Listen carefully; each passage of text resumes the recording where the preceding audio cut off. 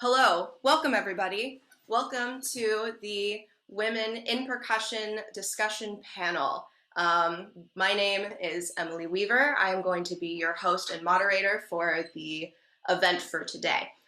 So one thing I want to do before we get started, we have 12 very inspiring and intelligent women here to all talk about a very long overdue conversation, a conversation that really hasn't been on a public platform such as Facebook Live. We're going to be discussing topics about discrimination, sexism, gatekeeping, and potential resolutions that we can find and we can do to move forward in our community. Before we start, I would like to preface this by saying that we do not speak for all females in percussion. This panel is a very niche group of women with a small age gap.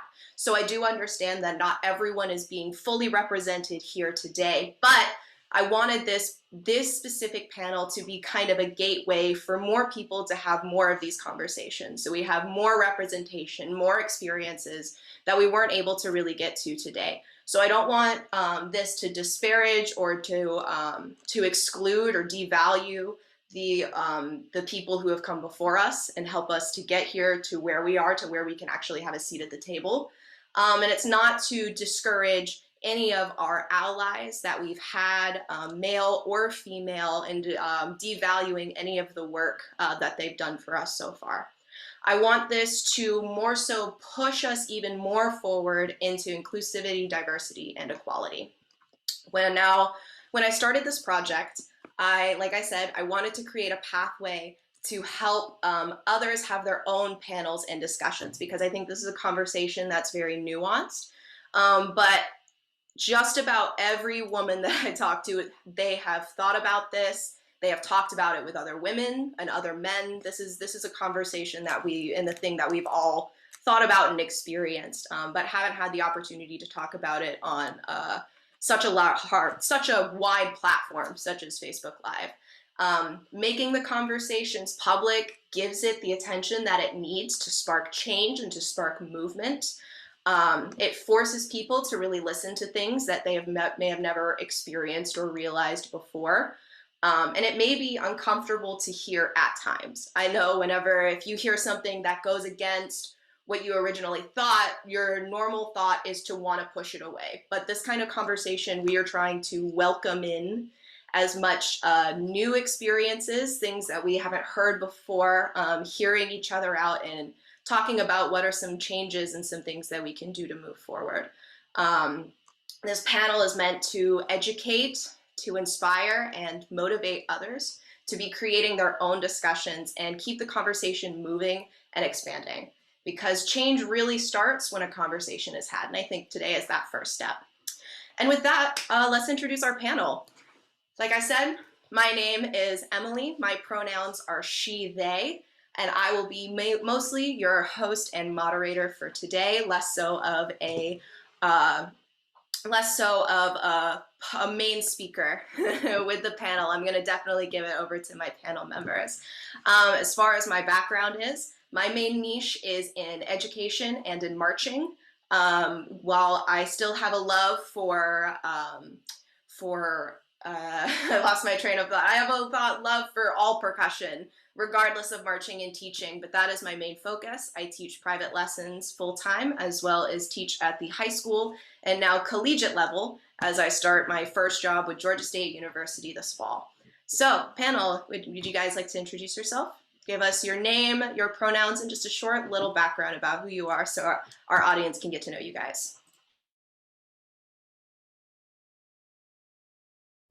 So my name is Danny. I'm 25 years old, and I'm currently the percussion director at Findlay High School. My pronouns are she, her. And my background, I have a classical percussion performance degree from the University of Toledo in Ohio.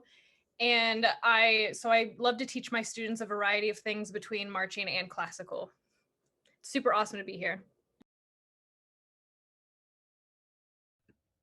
Hi there. Okay, my name is Rosie. I am Rosie Sircone, I guess, if we're getting fancy and adding last names. I graduated last year with my percussion performance degree from the University of Montana. And so I have a background in classical percussion. Also, I've done lots of different types of world percussion, which I'm really interested in. And my main niche at this point is I am a private lesson teacher, but the main kind of music I make is I am a singer-songwriter and I use vibraphone as my main instrument for that. So I sing and play vibraphone and am just kind of trying to make a full career out of that and seeing what I can do with that. So I am super excited to be here, and I think this is going to be a great conversation. Hi, my name is Alyssa Castro Evans. I am based in the Columbia, South Carolina area, although from Georgia and Florida. My pronouns are she, her, they. And I am a freelance percussionist. I teach multiple levels, primarily high school and collegiate at Benedict College and Swansea High School. And I also play orchestrally, so I just do a little bit of everything, and I'm super interested in world percussion as well. So just try to keep myself busy with a variety of things. Thank y'all. Hey everybody, I'm Colleen Clark. So nice to be here. It's nice to see everyone. So nice to just be talking about important things such as this. I'm originally from Connecticut, but I've spent most of the past decade in New York City playing and teaching jazz and drum set. I just finished my doctorate a couple years ago from the University of North Texas in jazz, and now I'm starting the next step of my academic career as an assistant professor at the University of South Carolina, where I'll be teaching jazz drum set, jazz history, conducting the big bands, and coordinating the ensembles, and becoming neighbors with Alyssa, obviously. So I'm really excited to be here, and let's get going. Hi, my name is Sarah. I'm from Hoover, Alabama. And right now I'm based in Salt Lake City, Utah. And I just graduated last spring from Jacksonville State University with my bachelor's of music education. So while I was there, I did all the like ensembles, chamber ensembles, percussion ensemble, concert band, stuff like that. But I would definitely say my niche is marching. I was in the marching band there for 4 years, and then I taught the front ensemble my senior year. And I marched 3 summers of drum corps at Mandarins, Boston, and Blue Knights. And I marched Music City Mystique for 4 years. I also taught Shadow in 2018. Super excited to be here.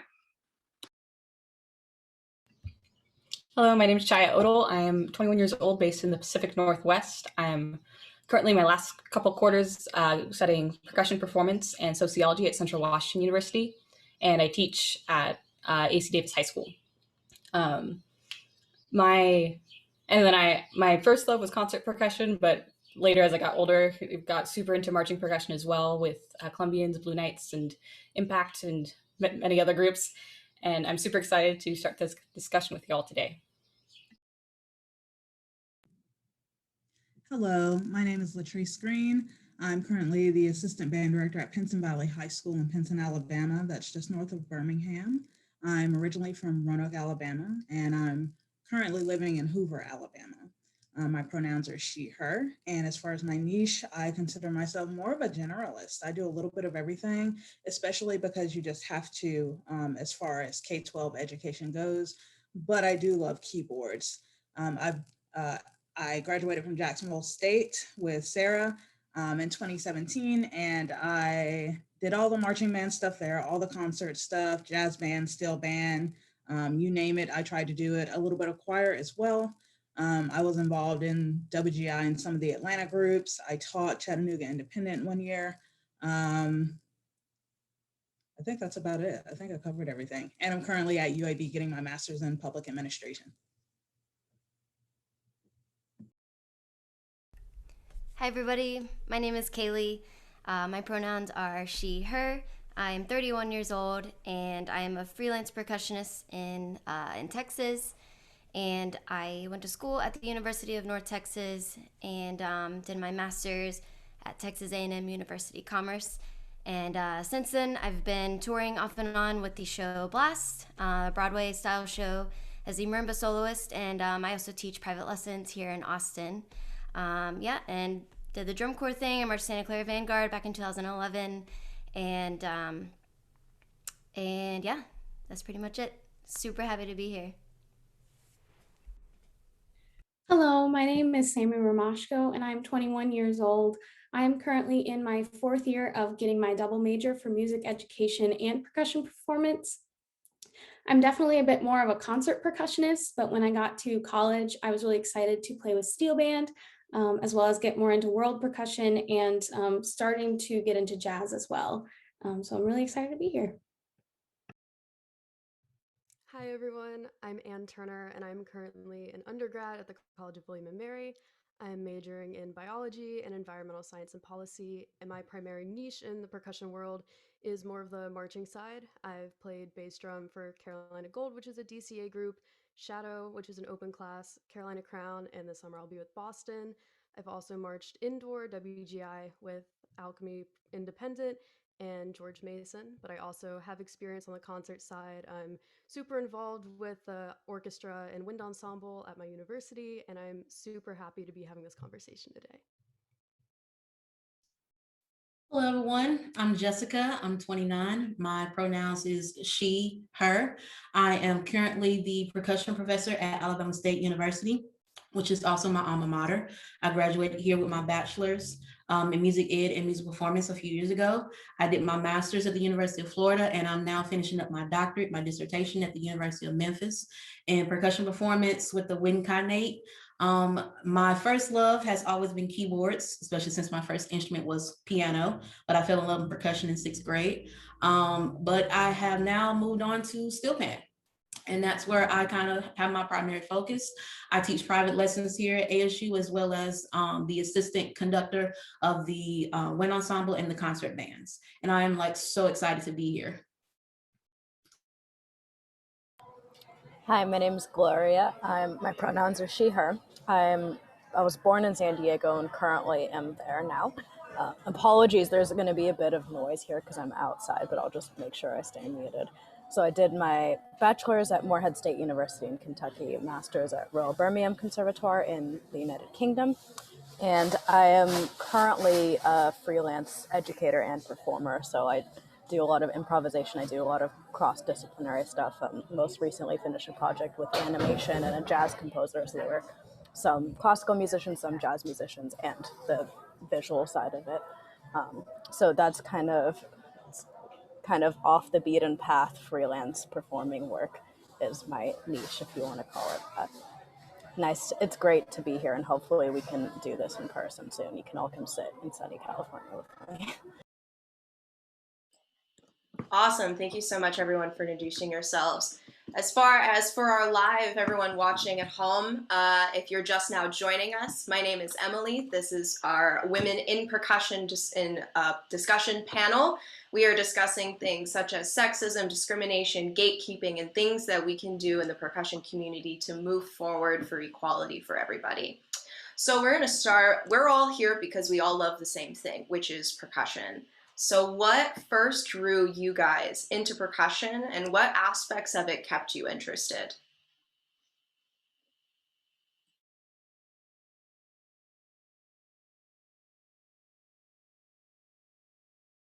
I'll go first. So my older brother is actually also a percussionist, and I joined pretty late. And so when I was in middle school, I always woke up to the sound of him playing marimba.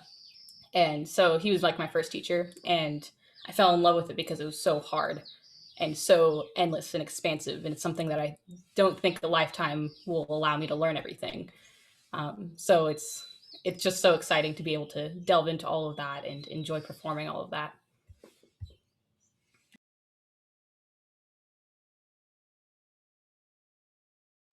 Yeah, I got into percussion primarily through my high school marching band. My freshman year, I was actually in color guard, but the drums always looked like so much fun, and there were a lot of open positions going into my sophomore year, so I went to my band director and I was like, you have to let me do this.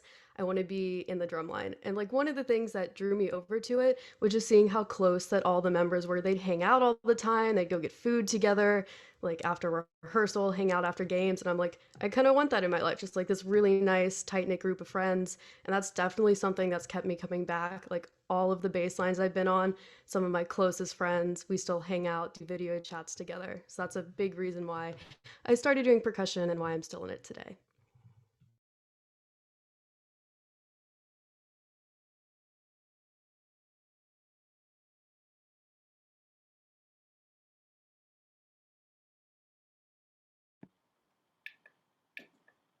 Okay, I'll go next.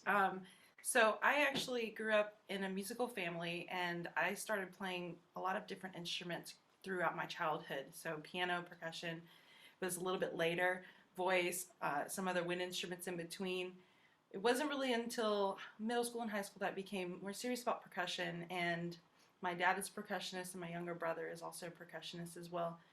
And so it was actually through high school that I started to see this is like the early 2000s, this evolution of percussion. I know it had already been this way and from probably the 40s and on, but what kept me in percussion was, one, the variety of styles, the variety of instruments, but also the evolution of percussion. And because we're so young still, especially when we're talking about Western classical music, and I didn't see that many women, and so that's kind of a segue into what we're talking about today. And I knew that I wanted to be a part of that evolution, and so that's one of the things that keeps me in percussion still today.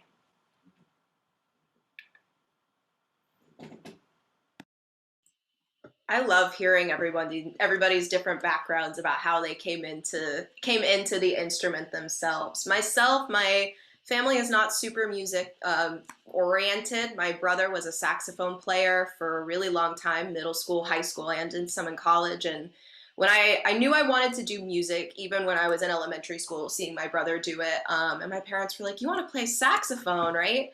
I was like, "No, I want to hit stuff." All of his best friends were in the drum line, and they would always come over to my house to hang out. And so I would watch them like drum on their pads, and I would see like just how much fun they all had hanging out. And I was like, I want to do that.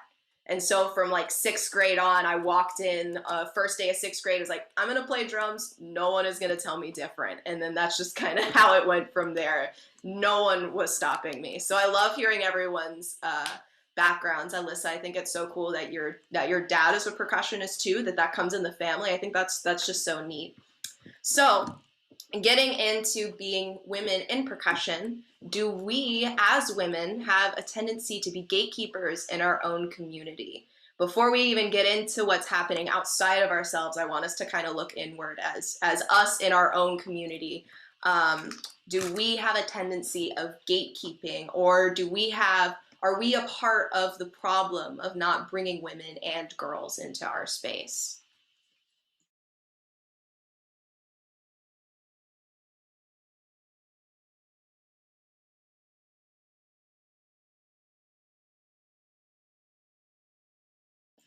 Awesome. Colleen, go ahead. Okay, so yeah, I think we had talked about this in our earlier session when we just had a private session to meet everybody. I think in general, women, we don't always. I think it's because, first of all, we do have it harder. We have to be better. We have to be more prepared. We have to play better, be more responsible, et cetera, in order to get, the gig, be noticed, that kind of a thing. So from the get-go, we're working a lot harder.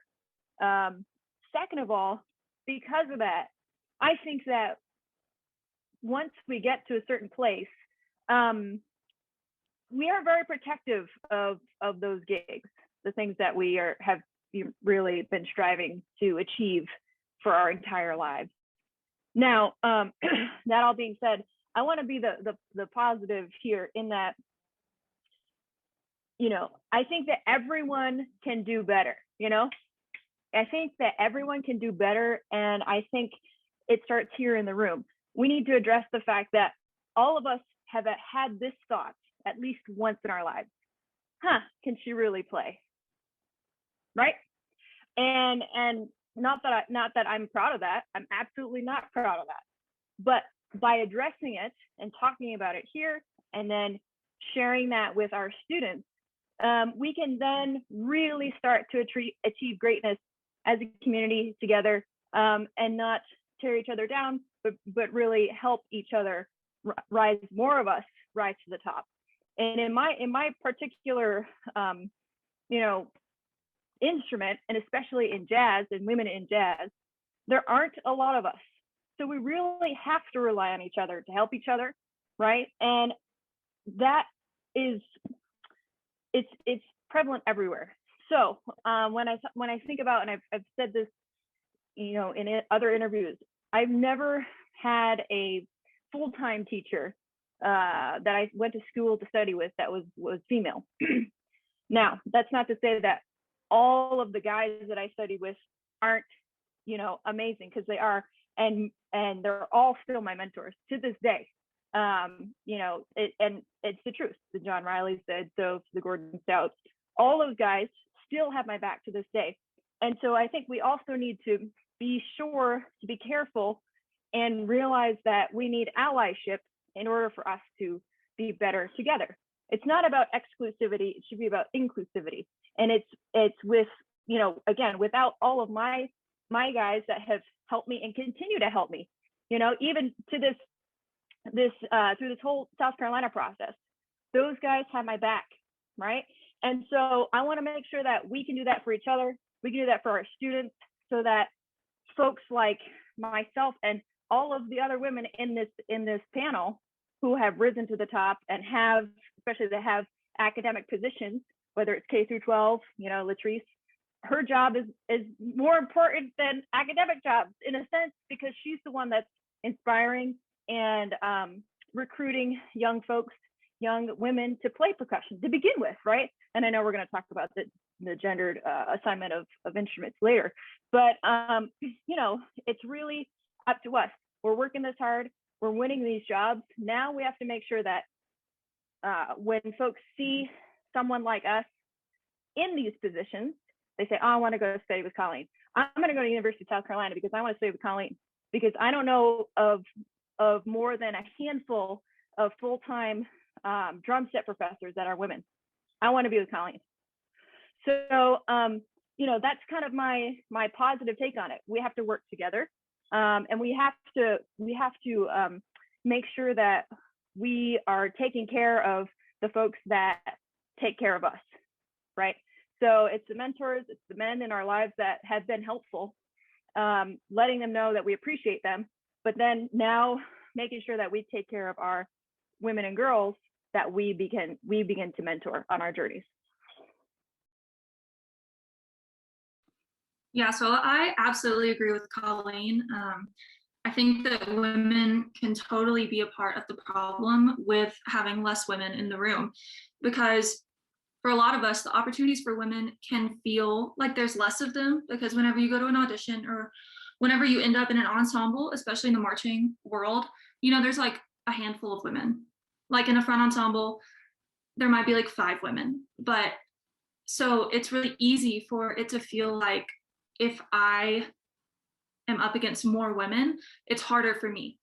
Like it's like opportunities are stolen from each other, so we like get pitted against each other kind of in our minds, especially as younger girls. I think in your adolescence, especially like high school age girls, it's really hard to see the inequalities in the gender, just of how many people there are, and then all those people showing up for the same opportunities. It feels like those women who get something instead of you, it can feel like you feel really jealous towards them, but when really it's everybody that's there, and there's also this kind of idea of like, it's kind of a boys club. Percussion is kind of a boys club still, and you're like the only girl, you're special, you're whatever. That's how a lot of young women get it sold to them. And so then that continues, especially in through college and then professionally, you feel like you should be the only girl sometimes. And so I think that definitely contributes to the lack of women who end up continuing into the profession. Yeah, jumping off of what Sarah said, that idea sometimes of being the only woman, I think definitely comes from a little bit of internalized misogyny that can happen when being a percussionist, and just in general. Like, I've definitely spoken to other women in the DCI, WGI sphere who have just said, I don't like being in ensembles with other women, but I realize that this is a bias that I hold and something that I really need to try and work on. And also, I'm currently doing research about women and gender diversity and conservation. So it's been really interesting to see the parallels between the two. And so this is also something that goes on in that field, which is like workplace bullying. Like, as you move higher up in the ranks, it's easier for women that are in these higher up positions to maybe not be as friendly to people in lower positions because they're worried about the position being taken, because sometimes women feel like, oh, it would be the path of least resistance to compete with this other woman to get a spot instead of trying to open up more spots for women in these spaces. So we really have to make sure that we're making more space for each other. And it's not like, oh, there's one girl in that drum line, so I'm in direct competition with her. But instead, you have to look at it and be like, how can we make more spots for these women in these ensembles instead of being like, oh, there's a couple spots for women and everything else is for men.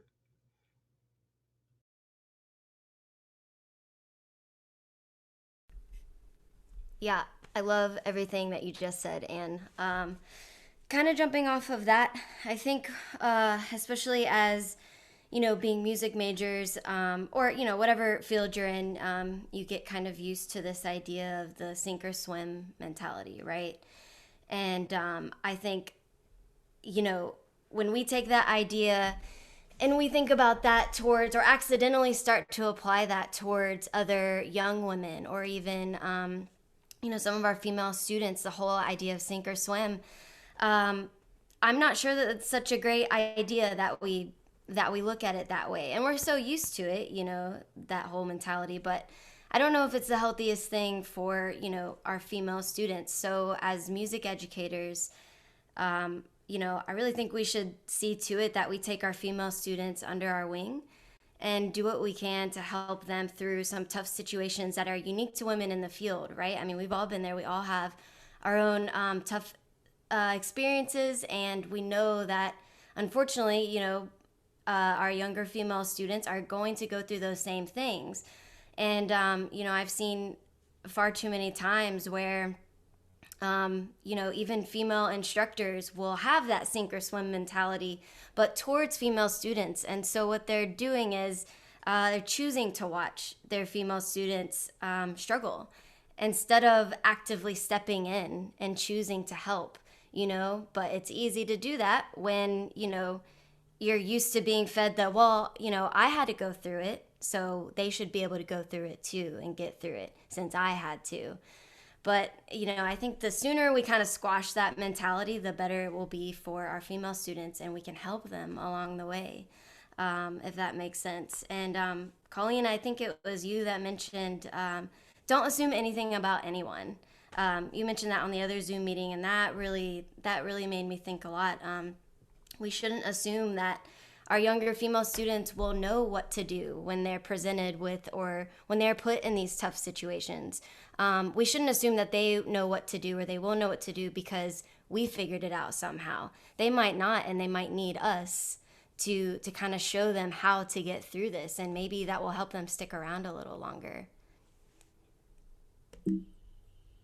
Yeah, I absolutely agree with that, Kaylee. A lot of really great stuff. A lot of really great stuff going on here.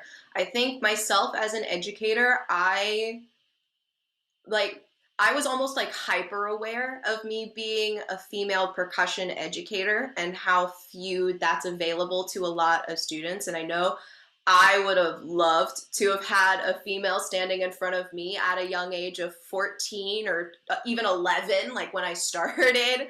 I would have loved to have had a woman stand there in front of me. And I think because I was so hyper aware of the experiences I went through in my time, and then becoming an educator, I made it my point to make sure that I was also catering to my female students in that way, that first off, that I'm standing in front of them, that they are capable of doing anything that the boys can do, and that they never feel like there's a disparity between the male students and them. I also I want to make sure that I'm a good role model from the get-go, and then making sure that when I don't want to like pose the potential things that they may go through in their career. I don't want to outwardly be like, you got to be careful of like these specific places to go to.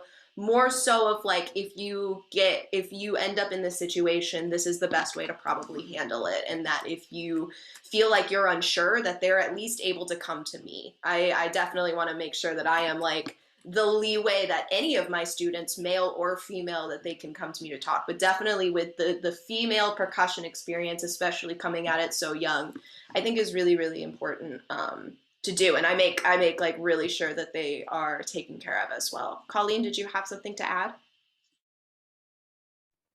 Oh, yeah, absolutely, absolutely, and I think just to piggyback back off of what you said, Emily, really quickly, we just have to always remember that as mentors, everything we say and do affects our students. Everything we say and do affects our students, right? And so, we just got to be really careful, especially in our our modern day social media, what we're doing now. It's really wonderful.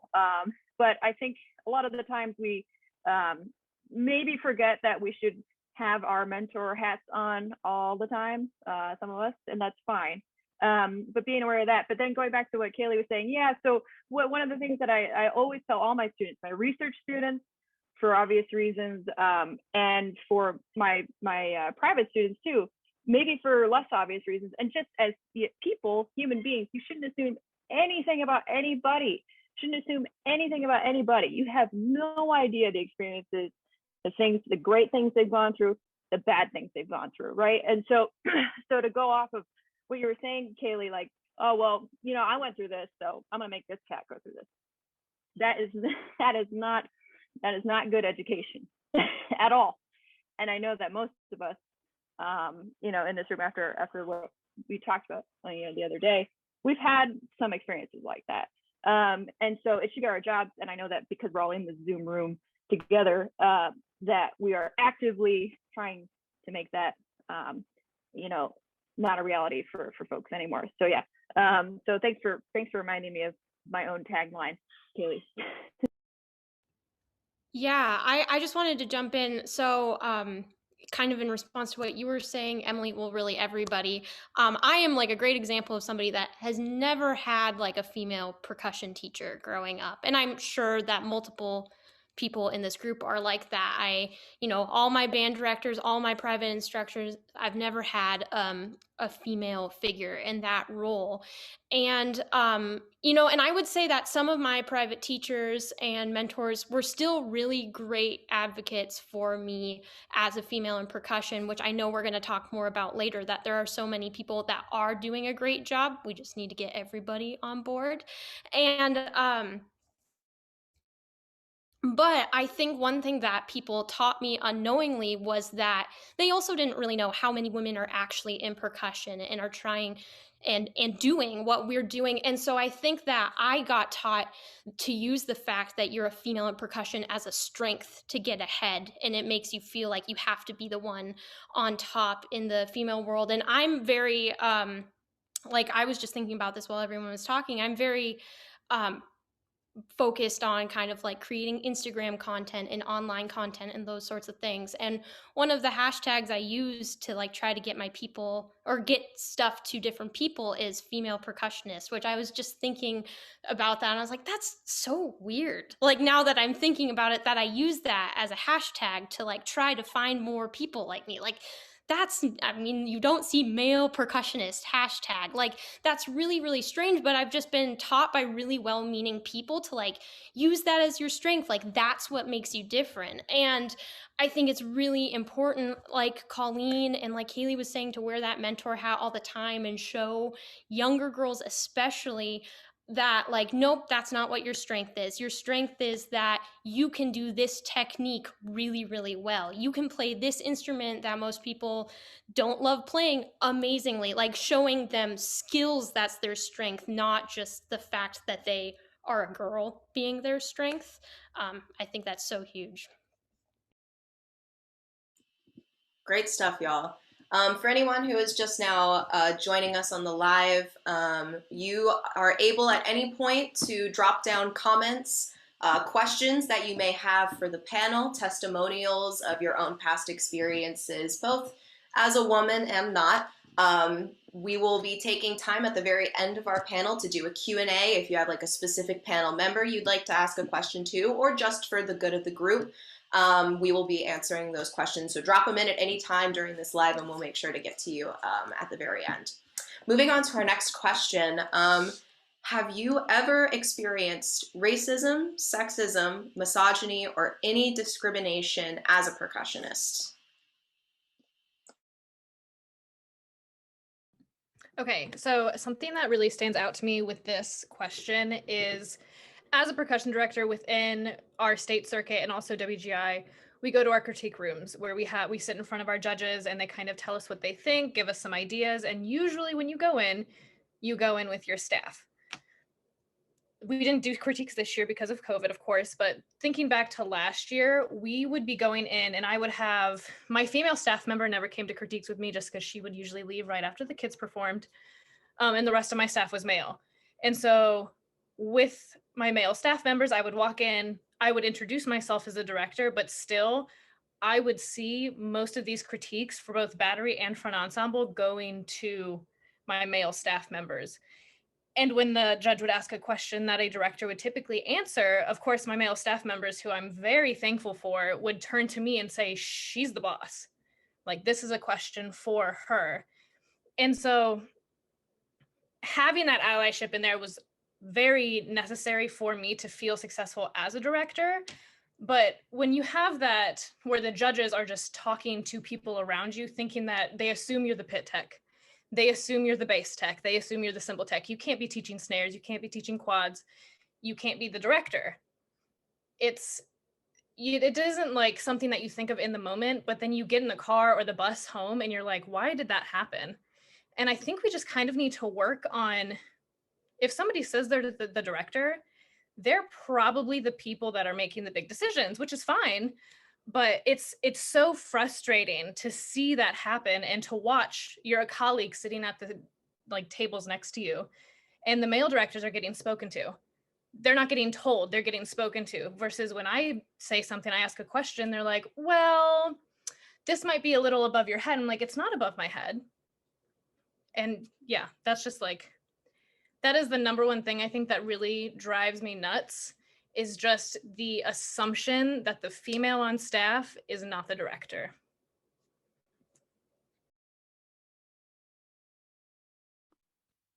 Yeah, so for me, when thinking about this question, a lot of stories came to mind, which I'm sure is true for all of us here.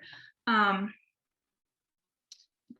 what I want to talk about is an interesting one that I had never experienced before, because it was my peers, like a group of my peers, all doing it at the same time. And so I was in the top concert band at JSU, and one of the semesters for our concert, we had to wear concert black, and it didn't matter what the clothes were. Women could wear skirts, dresses, pants, whatever you wanted to. And so I wasn't playing anything that would be hindered by my clothes, so I wore a skirt, and it was a pencil skirt. And I just showed up in my professional attire, just like my fellow section members. And none of them said anything to each other about their clothes, but they definitely had a lot to say about my clothes. Like, why are you dressed like that for this concert? Who are you trying to impress? All kinds of things, with all kinds of innuendos about why I was dressed the way that I was dressed, as opposed to me showing up dressed professionally just like them to do my job. I was questioned because I decided to wear a skirt. And that was just something that really stuck out to me. And I was like, these men who are all going to college to be music educators decided that that was an appropriate thing to do to someone who was their peer. And then also, if they're saying things like that boldly to your face, it's like, what kind of things were you saying behind my back to each other when it was just the boys in the room and not the one girl who was in the section? And so that was probably my most upsetting story I have on this topic. And I'm sure some of you can unfortunately relate to that.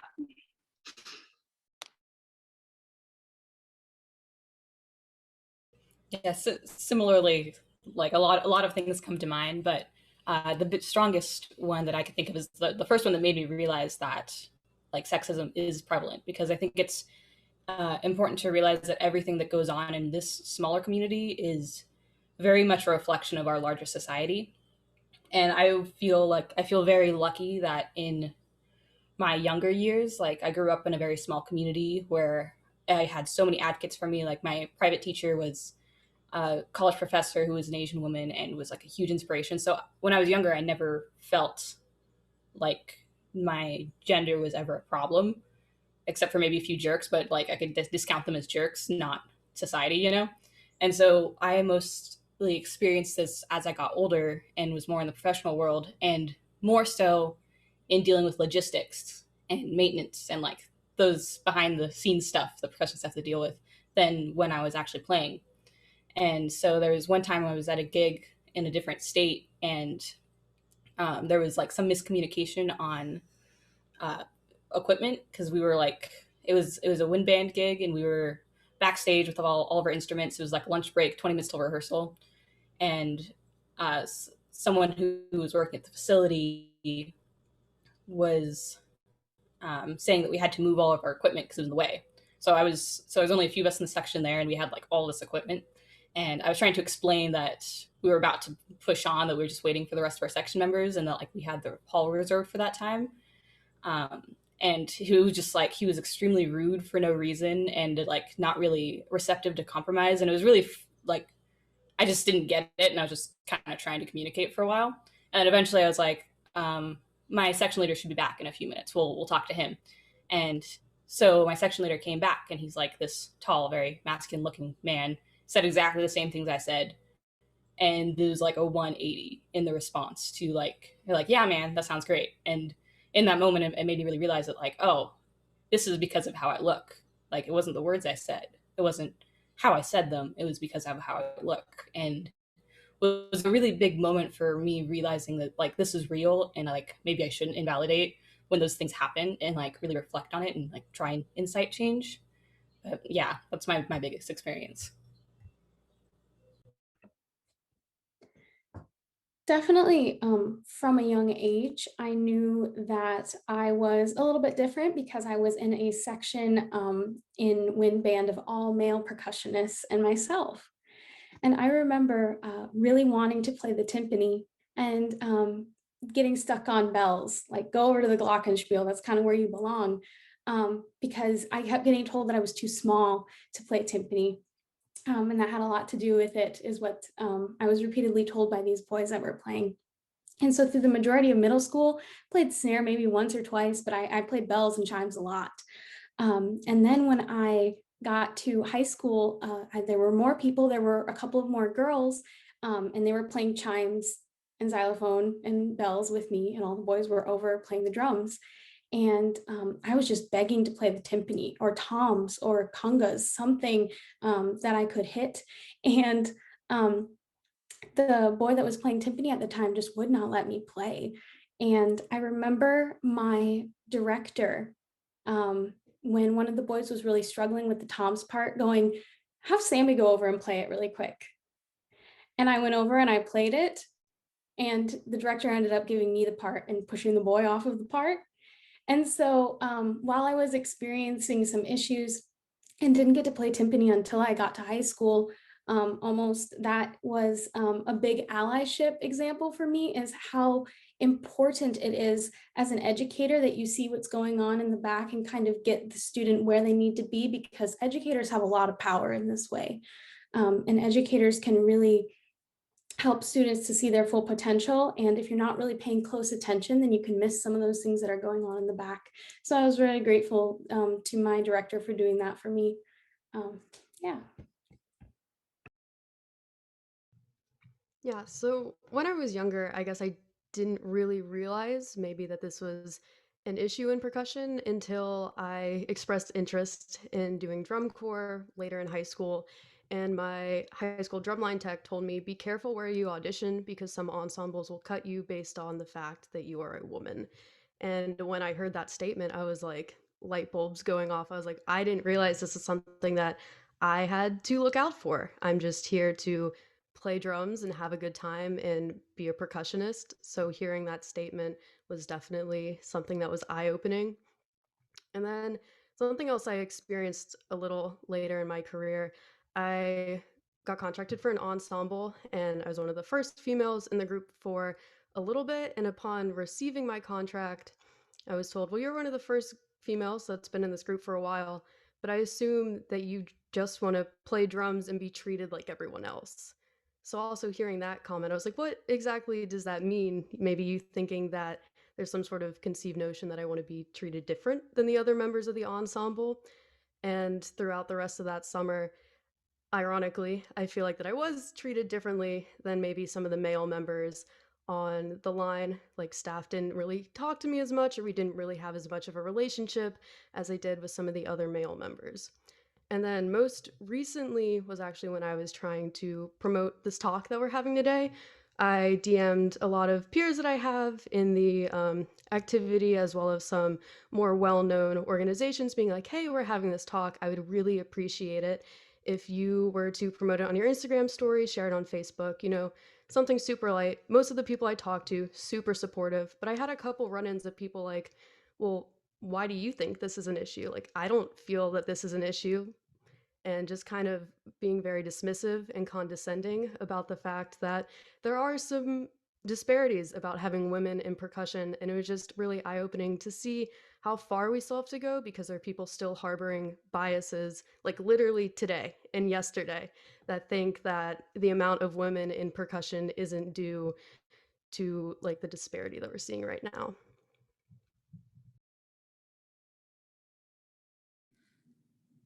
So I mentioned this in our meeting the other day, but I'm at the intersection of a lot of these isms, as I like to call them. So, racism, sexism, misogyny, I guess that's the same thing. Sometimes texturism, we'll get into that. But though a lot of the stuff that I face and still face today isn't necessarily just a percussion thing. I can relate to so many of these things, and a little perspective, and I mentioned this in another panel before, is that yes, I grew up as a Black woman, but in a PWI environment, a predominantly white environment. So my high school was that way, my college was that way. And then I started my first job at a school that's like 99.99999% Black, and had such a difficult time to relating to the little girls that had Afro puffs and they're like me. And that was a little bit difficult to get through. And also relating to people my own age all of the time throughout my entire life, because I grew up on a farm. And so it wasn't like, oh, well, you should be able to identify with these urban kids. You talk to them, or you're a Black woman, so we're going to have an HBCU style band now that you're here. I was like, well, it doesn't work that way. I didn't grow up in that environment. That's not what happened. But in high school, it was a lot of microaggressions. And it was mostly about different expectations. Someone mentioned earlier about, getting a different part than normal. And I also had to play most of the bell parts. I was the only girl most of the time. And I had to be the one to make up for the deficiencies across the entire section, no matter where I was. In one of my very first honor bands, there was a kid there that just could not get the snare part. So the director said, hey, you can do it. You can play the snare part. And I was like, cool. We get to the honor band and the kid looks at me and he goes, well, what do you think you're doing? This is my part. You were just there for practice. And I was like, I don't understand. So I talked to the director and he said, no, I gave her this part. But then he ended up letting the kid play it with me to appease him. And why are we having two snare parts? And, it was like 7th grade band, doesn't really matter. But that was like one of my first memories of that kind of thing. And as far as like the expectations of what I was supposed to do, that has followed me in my entire life. Centers around this idea of like male feigned incompetence. And I talked about this the other day. And it's this idea that, we're more likely to take care of things like paperwork or things that happen in the background. It's this idea of like, well, you ask your husband to fold the laundry, and he's like, I don't know how to fold the laundry. I wasn't taught how to do that. Somebody else did that. I don't know how to do that. And it's like, but you're 28, like you can learn. Or if they do it, then they do such a bad job at it so often and on purpose that, you just say, okay, I'll do it myself. And I think I put a lot of burden on myself by letting them get away with that. And this was not just, at school and in percussion. It was my brothers at home. It was people in college. It's band directors that I've worked with before I got this job. And it's the idea of, when am I going to actually start band directing? Now, in the band directing space, there's always this idea of, like, oh, well, where's the band director? Are you the choir teacher? Do you teach elementary? Are you the substitute today? Are you the secretary? Those are all questions that I've gotten. And it's like she said earlier, it's because of the way I look. And it's never assumed that I'm the one that's in charge. Now, I am the assistant director, so technically, there's a little bit, but we do the same job. And in most cases, I have never been treated, by them, or at least on purpose by them, in a way of disrespect or misogyny or anything like that. But in a lot of cases, especially from a lot of people that are outside of this world, and a lot of percussionists inside of this world, is like, oh, you teach the pit. Oh, you're just the front tech. And I'm like, no, I'm a band director. No, you're okay. So you teach percussion. It's like, okay, yes, I'm a percussionist, but I am a band, like I teach all the instruments. Okay, but so do you hire someone to do your percussion stuff then? Because you can't, like, it doesn't connect that both can happen. And that's something that I'm running into a lot now. And just the little things that I heard throughout college, we were doing show hair for a WGI thing. Well, we're going to do high ponytails. Well, I can't do that. Well, yeah, you can. You just put your hair up in a high ponytail. I cannot do a high ponytail. Well, just try it. And I tried it, and they're like, oh. So believing women and believing Black girls, and I know that's just such a small example of what that is, but believing girls when they say these things happen to them, or when those little things like, you're not that Black, or you're not Black enough, or you're an Oreo, or I can't see you when the lights get turned off. Those microaggressions are, one, a thing that your Black friends never want to hear. And two, they do not help. We internalize these things. And then when I got to that job where I had all these little Black girls looking up at me, it took up until now, it took years for me to strip away all of that, all of these walls that I built up, all of the right way to do classical music, all of the things that are considered important, that we harken back to the classics that dead white men wrote long, hundreds of years ago. And I had to unlearn all of that. And now I take pride in teaching kids, this is valid. You are valid. And I know I've been talking a while. Something we talk a lot about in the diversity committee for PAS is the idea that these cultures are valid. You don't have to go get a PhD in Latin percussion for them to be valid. If the person grew up with this is their heritage, you cannot discount that from them. You cannot tell them that, hey, you didn't go to Berkeley and study Latin percussion, so you don't know anything about it. This is not the official way to do things, when it really is. It's all about context. I think I will stop there. Thank you.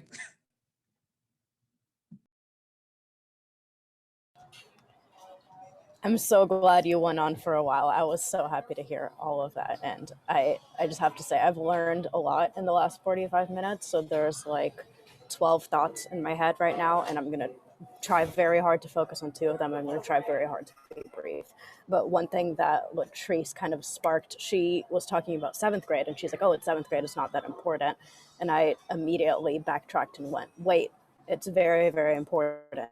Because as we are children, we often hear things for the first time, right? And when you hear that for the first time and you hear it again and again and again, and it gets reinforced, that becomes what you think and what you believe and who you are. So that begins with your parents, and then your extended family, and then it goes to your community and your school and your teachers, right? So anything that your teachers say at a young age in your first band class is going to get reinforced over and over again. And I think most of us have heard that or a version of that before, but I think that something I've been doing during this conversation has been examining how many biases. I do this all the time. I examine how many biases I have based on that.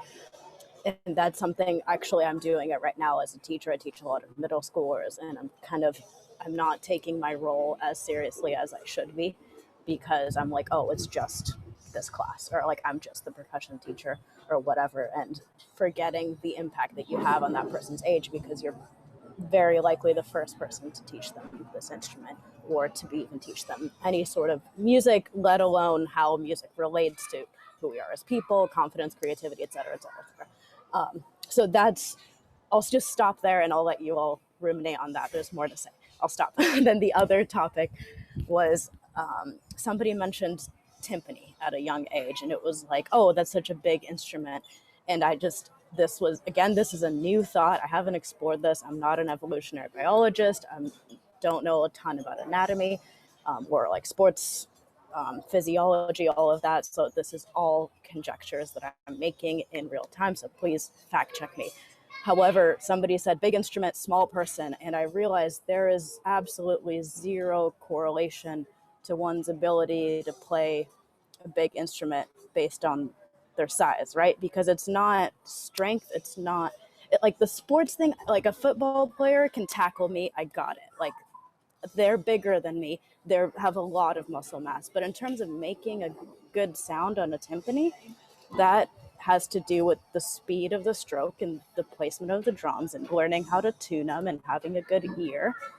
And none of that has to do with how big or strong you are. And so this can continue to go in many, many, many directions, but I'll stop there so I can keep it brief. Yeah, like a lot of like heavy things stuck out to me. I've experienced a few things that I'm trying to sum it up. I've experienced where with students, with not only my colleagues when I was a section leader in high school of the front ensemble, my fellow classmates, they're all male, and it's me as the section leader, and they're not listening to me at all. Like I tell them, hey, I can't lift the marimba by myself onto the trailer. I need your help. But they're in the drum set room and in the marching band room, gigging it out with them. And it's not until the band director comes in, he says, you got to help her. Then they come out. So they don't listen to me, they listen to but if one of the male students say it, then they'll go help. It's the same thing when I was a front ensemble coordinator, like of all men, of all boys, high school boys, they don't listen to me at all. And the only way to get through them is to yell at them. And then I look like the angry Black woman because I'm sitting there yelling at them that it's not right, but you're not listening. You're slacking, you're sitting down, you're wandering around. And then you want to go and rush up to the band director and tell him, well, she did this and she did that. And then, but then the band director turns and looks to me and say, what happened? So there's that allyship right there where the band director is like, I know you're not doing what they're saying that you're doing. And then another thing stood out is with marching percussion, it's not that, it's like they refer to me as my body part. They don't see me as a human being or as a colleague on the drum line. They're like, oh, do you know such and such? They were like, who? And they mention a body part. Oh yeah, I know her. As opposed to as a guy that's like, oh, the tall dude with glasses. But you have to refer to my chest, or you have to refer to my body type in order to say that's who she is instead of just who I am. So like it's kind of built in from a young age. And these are kids that are saying that too. So it's kind of, like I said, it starts when they're young, and it stuck out a lot to me when I was young that I'm not seen as a colleague or anything. It's just like, I'm here just to be here or something like that. And I don't really, it just kind of hit kind of hard that I'm referred to as a body part and not a person.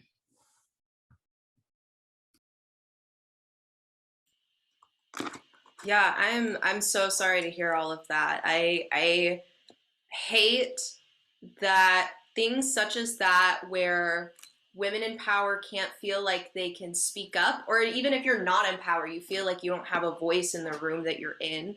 And once you do try to project that voice, you are then the angry woman, or you are bossy, or you are too loud.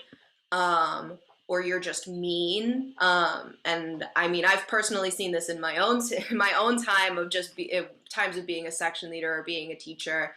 And I would see kids acting that way. So it's not just like old people. It is children currently who are still putting those diversities in play. So again, I'm so sorry that the people are still devaluing you down to a body part. That seems like so past where we are time-wise, but it shows that we're not. It shows that we're absolutely not past that. Yeah, Latrice, what do you got to add? Yeah, so someone on the chat asked, how have you dealt with or reacted to sexist or racist or ethnocentric comments in a musical ensemble setting?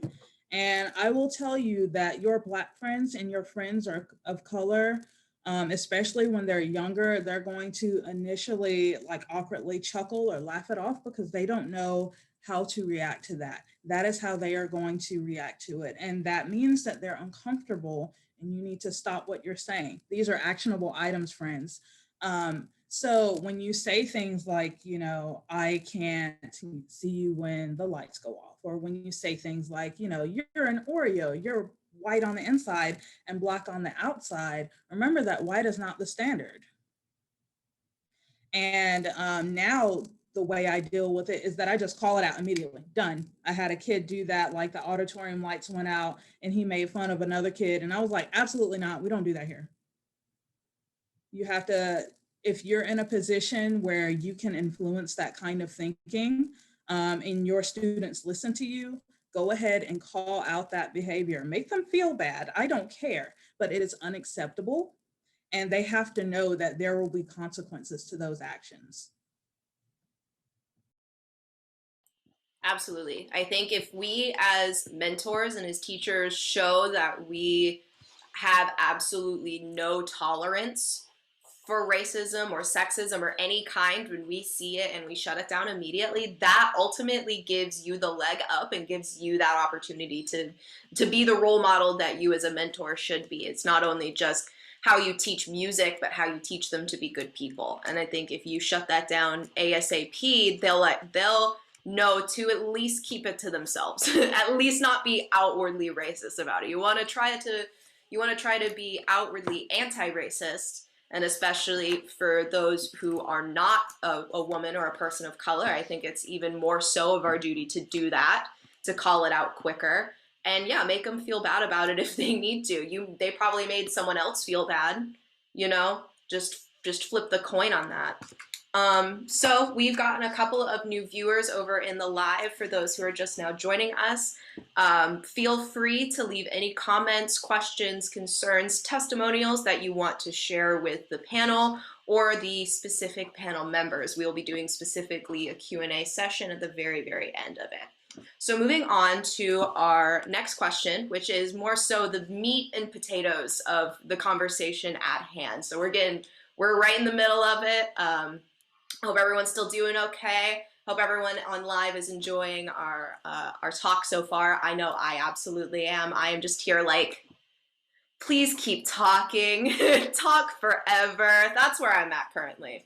So going on to our main topic in question is, why are there so few women in the profession of percussion? I know it says in the title, it says, why are there so few women in percussion, period. And I think that can be a little bit misleading. And that was something that was brought up to me post making the original post, because there are definitely women students, there are still girl students, and there are still plenty of people who are doing percussion. It's not the fact that we don't exist. There are plenty of us out there. It's the line in which it goes into a profession, into a director's position, into a leadership kind of role, is where the disparity kind of happens. So for the panel, for you guys, why are there so few women in the profession of percussion, and both performing and teaching? Colleen, go ahead. Alrighty, so to just continue our conversation in general, I think a couple of things that need to be addressed. First, I think that, and I know there has been research done on this, but we really lose a lot of women and girls across the board in band programs in this 8th grade to 9th grade, 10th grade arena, right? So we kind of go through this they're kind of weeded out because of maybe prepubescent puberty, going on then. And also, again, when we are having this transition from high school into college, folks that want to go into, girls that want to go to college to study music, and jazz in particular, it really drops.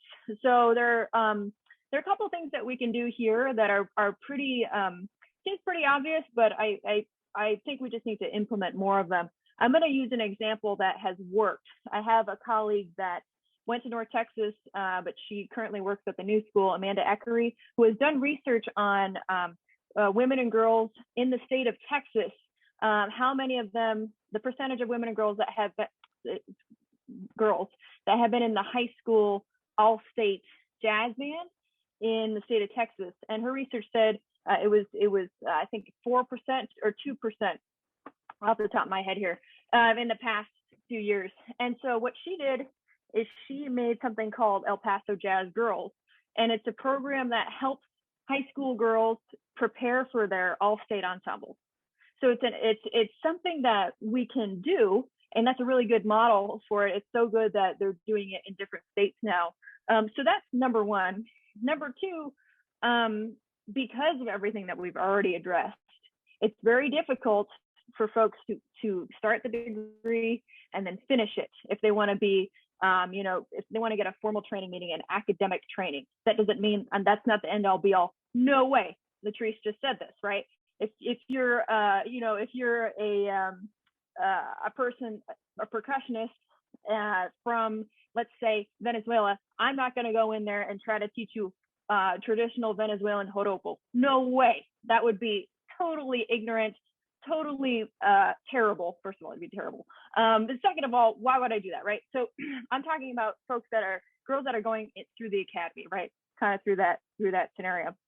The third thing is, and I addressed this earlier, because there are not a lot, I don't know the number, I should do my research on this, of full-time women professors in percussion and drum set for sure, and then all of our other specialties.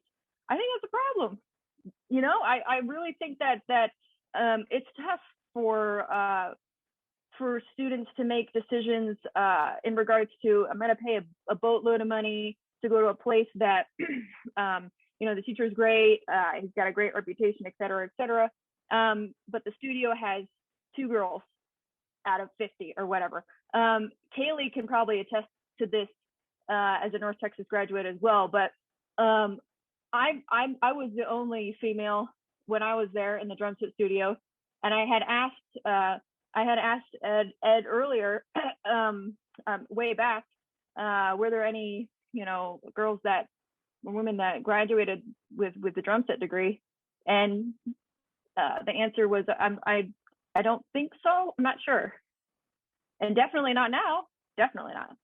So that's the third kind of issue there. If we're just talking about the academy, and so again, this is why I'm so excited about so many of us having positions where we can inspire and recruit, right, and do active recruiting and network together. Sammy's letting us know that according to Iowa Research Online, in a study, the percentage of women percussion professors was 6% in the U.S. Sammy, I'm assuming? Yeah, right, not globally. Yeah, U.S. Okay. Yeah, so 6%. Yikes, right? So, again, it's up to us now. We're in this moment, especially now. If you're examining the academy and the greats, right? Folks like Gordon Stout and all of his classmates from Eastman in the 70s, they've thus retired or are about to retire. It's a really great opportunity now, right? For everyone to get in there, try their best, try to get some gigs, that kind of a thing. So that's what I have to take away here, and Jessica's going to take it over for me.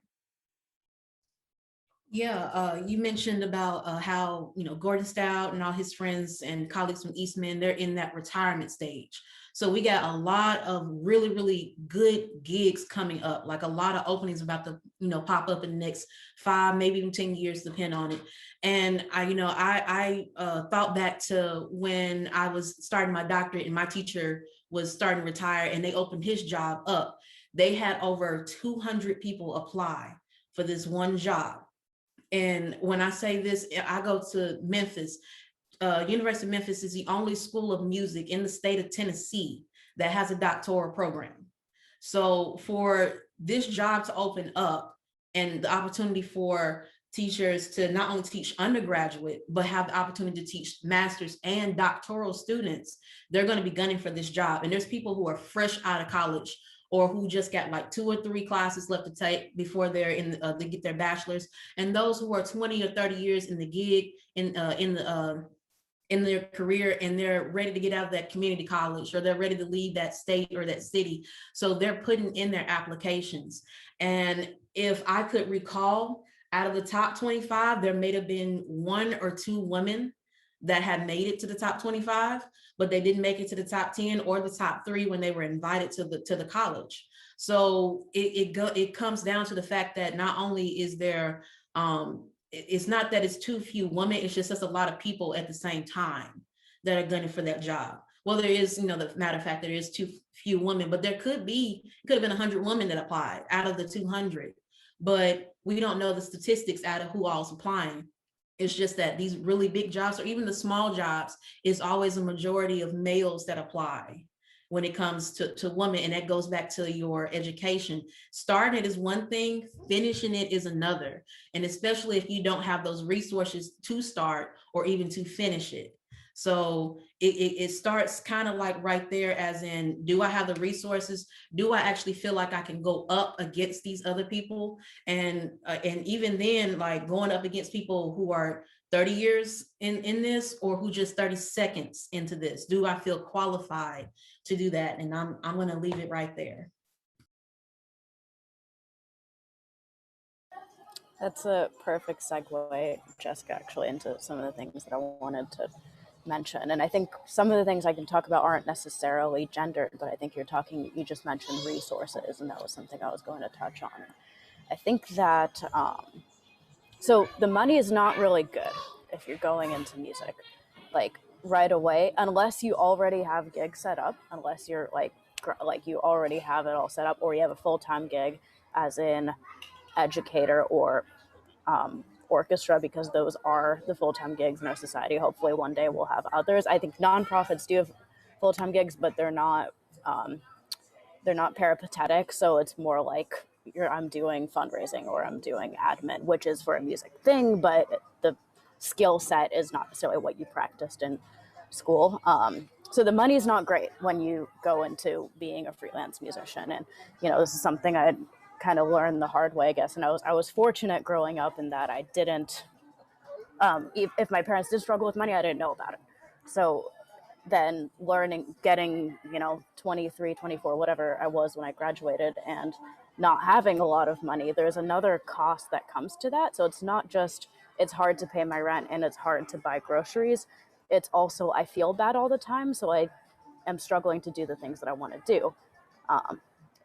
Because I'm don't feel comfortable after I buy my food to just have, I don't know, I just don't have space in my head for that. And different people experience this differently. This was my experience. So I think when it comes to basic needs, it's not just food, water, shelter. It's also emotional, it's also social needs. And I think that a large part of one's success would be, for me, for example, if I had a conversation with the women in this room, every 2 weeks, just to check in or whatever, that would actually help my success significantly, because that would have an emotional impact and that would create this community. And this is something that does become gendered in ways, and I don't know if it is, this is just from my experience, so I don't know if there's research on this, but from my experience, it's the guys would have the group chat where they're sending dick pics or whatever. I don't know what they should do in the group chat, and I was never in the group chat, and I didn't want to be in the group chat, and they knew that I didn't want, it was it's fine, have your group chat. but I didn't really have a girl group chat. Like, that's not an experience I've had. So it's also never had a female percussion teacher. I don't think. Well, I had a master class with Cynthia, for like 10 minutes. That's it. That's my female like teaching experience, educator experience. And so with all of these things combined, it is discouraging. Like, you get into it. And so I think part of the question is what keeps you in it. Like, for me at this point, it's just a feeling. Like, it's just a feeling that I want to be here, that I want to be in this space, that I feel my voice is important. And I'm frankly, like, I do compose. I'm not writing that much. Like, I write very, very slow. Like, since the pandemic, I've written a little bit, but it's like, okay, so if my emotional, psychological, like rent, food, all of that were met, I know that I would be writing more. And okay, now I'm making excuses because I have free time and I can write, but for some reason, something's blocking that from happening. And I think it is deeper and more like rooted in our experiences and in our environment, because I mean, I think I can speak to that in terms of like when I was in a percussion studio, when I was there, I was playing, I was practicing, I was working like crazy because I had that environment. And then when that goes away, it's really hard. And I don't think that's a gender thing. I think that's for everybody, you know, anybody who has any sort of like, people have different moods and whatever predispositions toward mental health issues. Like, I know I'm predisposed to having depressive states. I don't have chronic depression. We all have different layers of that, but I think that is a little bit gendered as well. And I'm kind of falling off my train of thought, but I think I covered everything that I meant to. Yeah, that was great, Gloria. I think, like you said, I mean, there's so many more factors involved than just the musical elements and the kind of small area we're talking about. So I think those are all super good points. What I just wanted to add super quickly is, like, just talk about my experience real quick with teaching percussion, because I just started teaching private lessons, like going towards full time, not there yet, but just started really a couple months ago. And I've taught them on and off through different parts of my college and high school time, but never assumed I was going to do it as a full time job.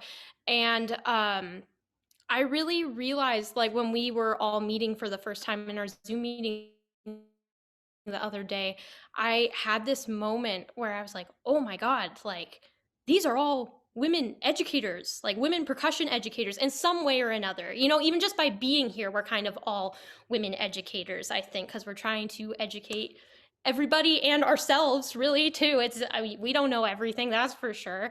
And I think, I guess I just wanted to bring it up because I think from the outside, I think I look like I kind of have my shit together from the most part, but it doesn't feel like that on the inside of my life. And I think that's really important to tell girls too, because I think that there is this notion that you have to be like strong and know exactly what you want, and that's how you're going to get to it. And there's just like a lot of fumbling with any career. And yeah, and it's just hard. And I think that when women go into the career, or really anybody that's just, you know, hasn't seen their path laid out really clearly that many times before, you can get so disheartened when there's so many more questions and roadblocks and things to figure out than you thought there was gonna be.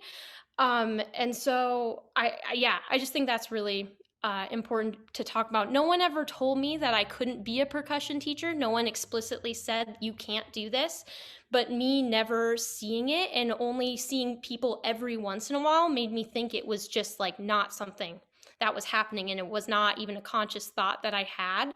And so to be like in the face of 12 other women educators right now in some way, shape, or form is like a wake-up call for me as someone that is a female percussion educator. And so which is really cool. And so I guess it's hard for women to see themselves in the role because it just needs to be talked about more. It's as simple as that in a lot of ways, which is what we're doing right now.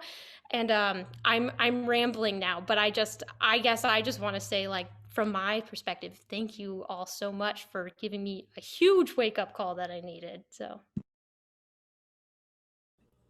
Yeah, so many good points. So many good points. Kind of one thing a lot of us are talking about and I don't think we said it explicitly, is representation and education. And one thing been thinking about a lot is how much like all of our big percussion companies can really facilitate this. Because one thing I can think back to like my high school education and like middle school education, it's like all those posters up on the walls and like the signature sticks, like signature mallets. And I always thought it was really cool, like getting a pair of signature mallets and be like, who's this person? I'm gonna look them up, like see a video with them, playing with them.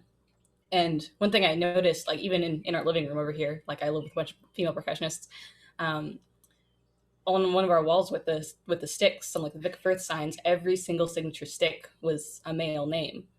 And so I could even like think back to like my high school years and like reading all these posters and just like having that little thing in my brain saying like, okay, I don't see any females in the upper echelons of the profession. And like I can imagine someone who's maybe considering the future of their career being like, okay, maybe that's not for me then, if I don't see people like me like that. And also the emotional part of it too, of like, where am I going to go with my career to a place where I can feel welcome, or a place where I can feel like there's people like me.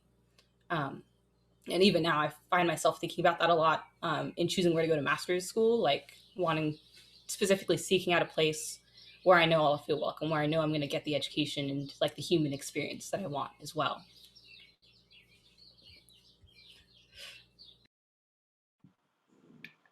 So I'm going to echo a little bit with the representation. That is really huge.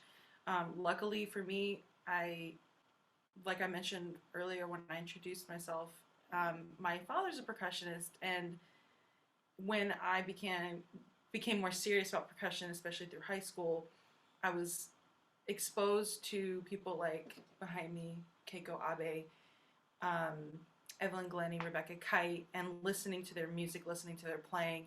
But more than that, I want to mention a specific person in Florida, Beth Gottlieb, who I saw running a percussion program. I went to her percussion ensemble concerts, and that was really huge for me to actually just see someone in the flesh, like actually doing that. Of course, another thought for me that was very helpful was like, well, my dad can do it, my brother can do it, I can do it too. So that those are always reassuring things, but representation is key, and I'm going to talk a little bit more about that later on another question.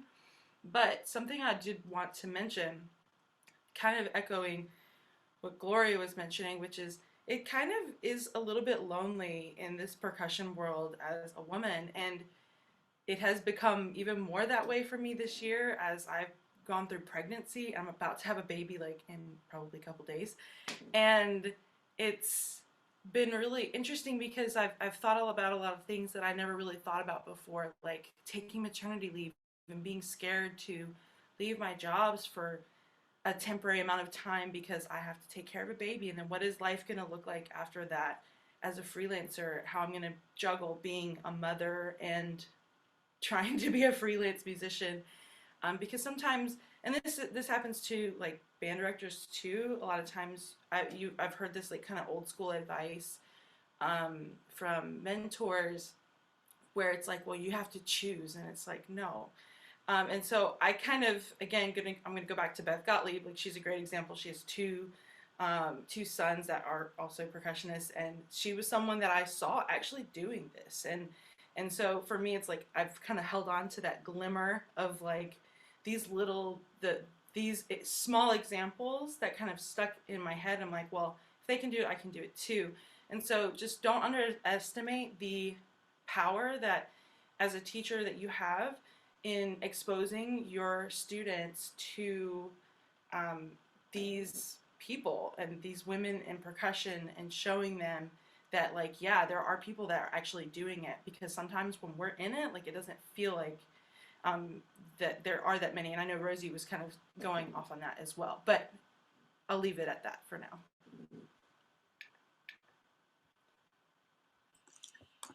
Really, really great streamlining of conversation here. I have like so many different thoughts in my brain that I want to get to, but with what Alyssa said, and as well as just everyone had mentioned in the for the overall question, we were talking about how girls, whenever that loss of interest happens, where is that line, as well as all of these different discrepancies that we have kind of had to deal with going through, not only doing the thing, being the performer, being the student, but then also going into the education realm. Because there have definitely been some setbacks that I have seen as a female educator, as well as seeing the setbacks that are being potentially laid out in front of my students as on the educator's side.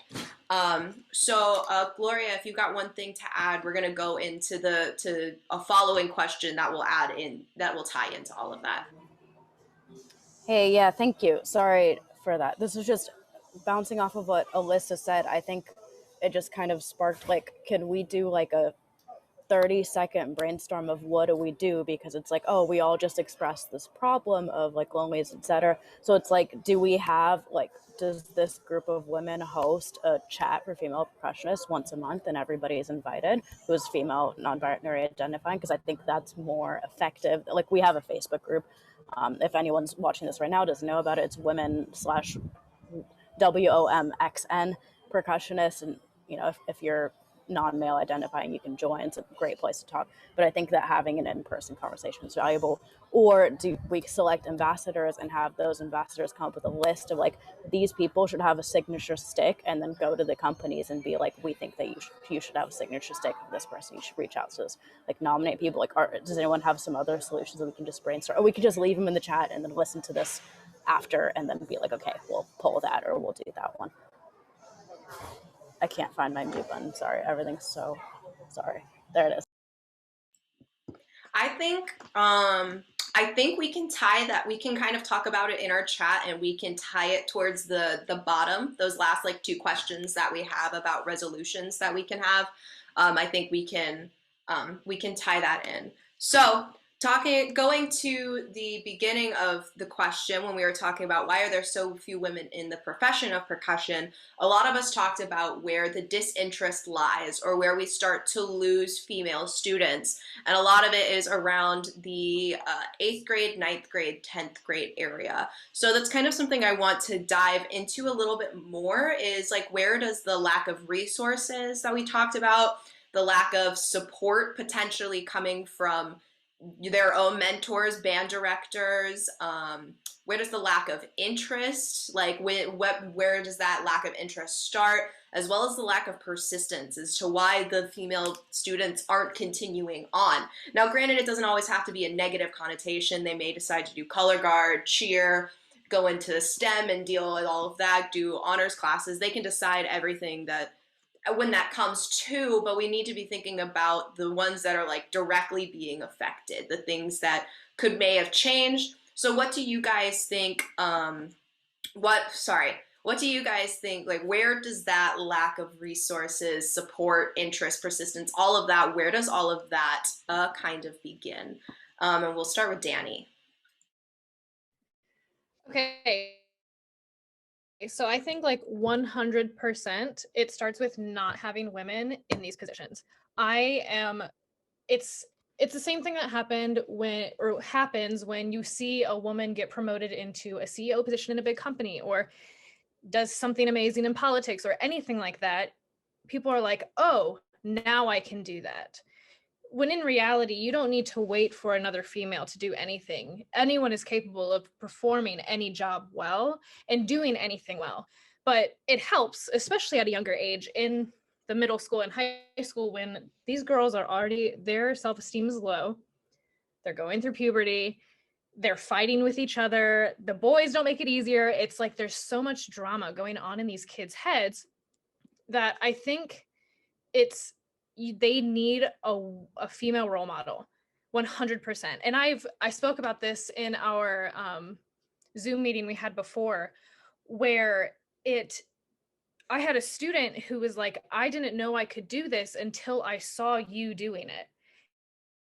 Crazy, because I'm only 25 and I'm in this weird sort of like space where I'm in a male dominated field, but I kind of never feel like I belong because I'm a woman. And it's like, I also I have WGI experience, I have DCI experience. What made me think I could do this? I have no idea. I just did it. It happened. And I think it just becomes easier in our brains when we see a woman there already.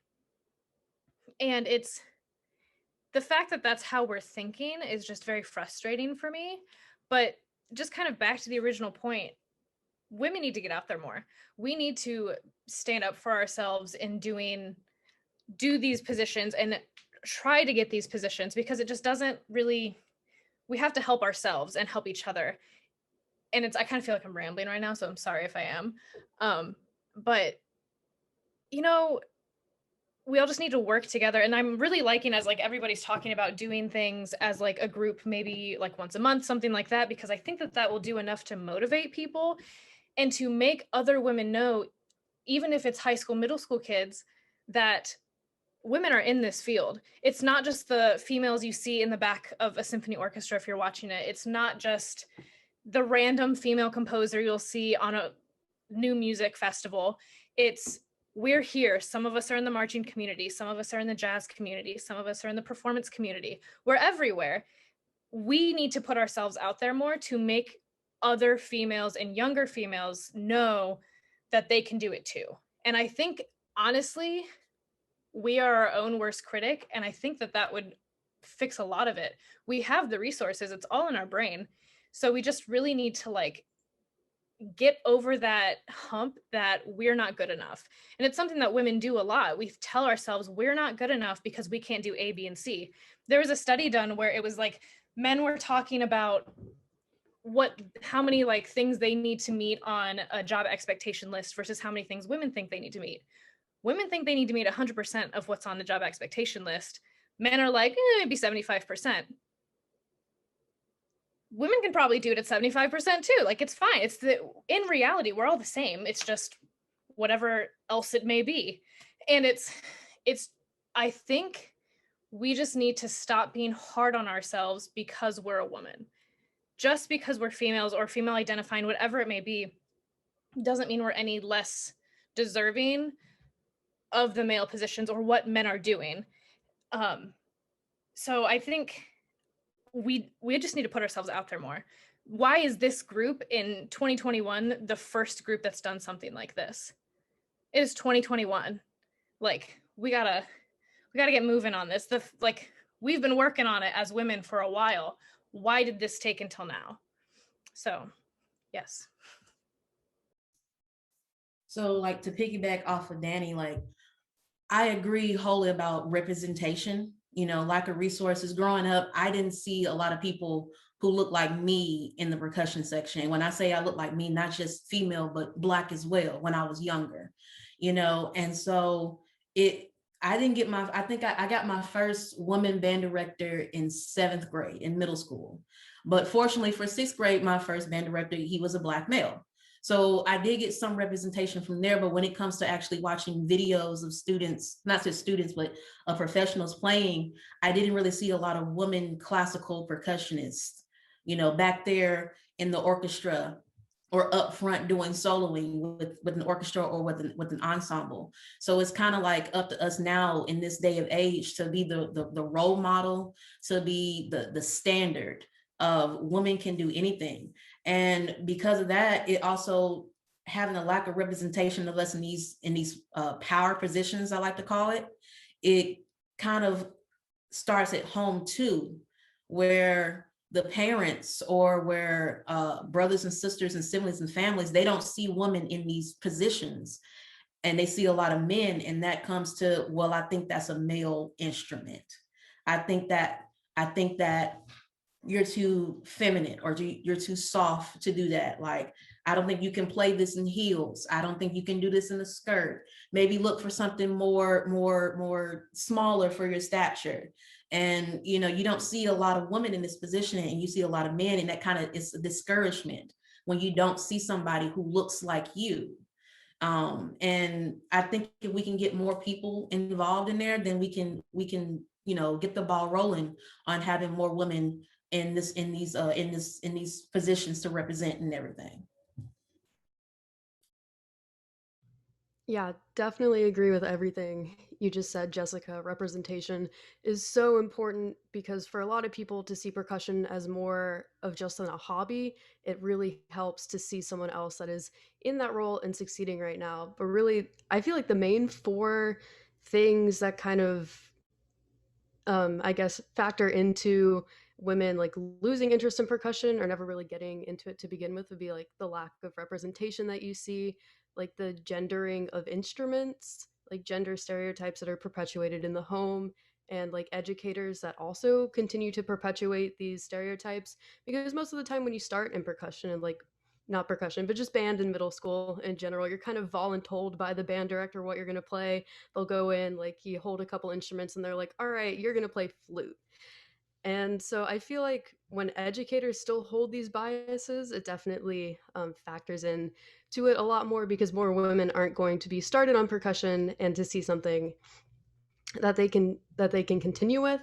And also I think another big factor is that women are questioned a lot more often than men about like their experiences or if they're able to do something. So like maybe you're a girl in percussion now and you're like, yeah, I really want this to be like my job, I want to continue with through college. But then maybe someone that's close to you, like an educator or a relative or someone, is like, yeah, like percussion's really cool, but are you sure that you want to do that? Like that's more of a man's instrument. And then that can perpetuate just, feelings of doubt within yourself. So I think questioning of women is just something that is really like part of the persistence of why there's less in especially upper levels.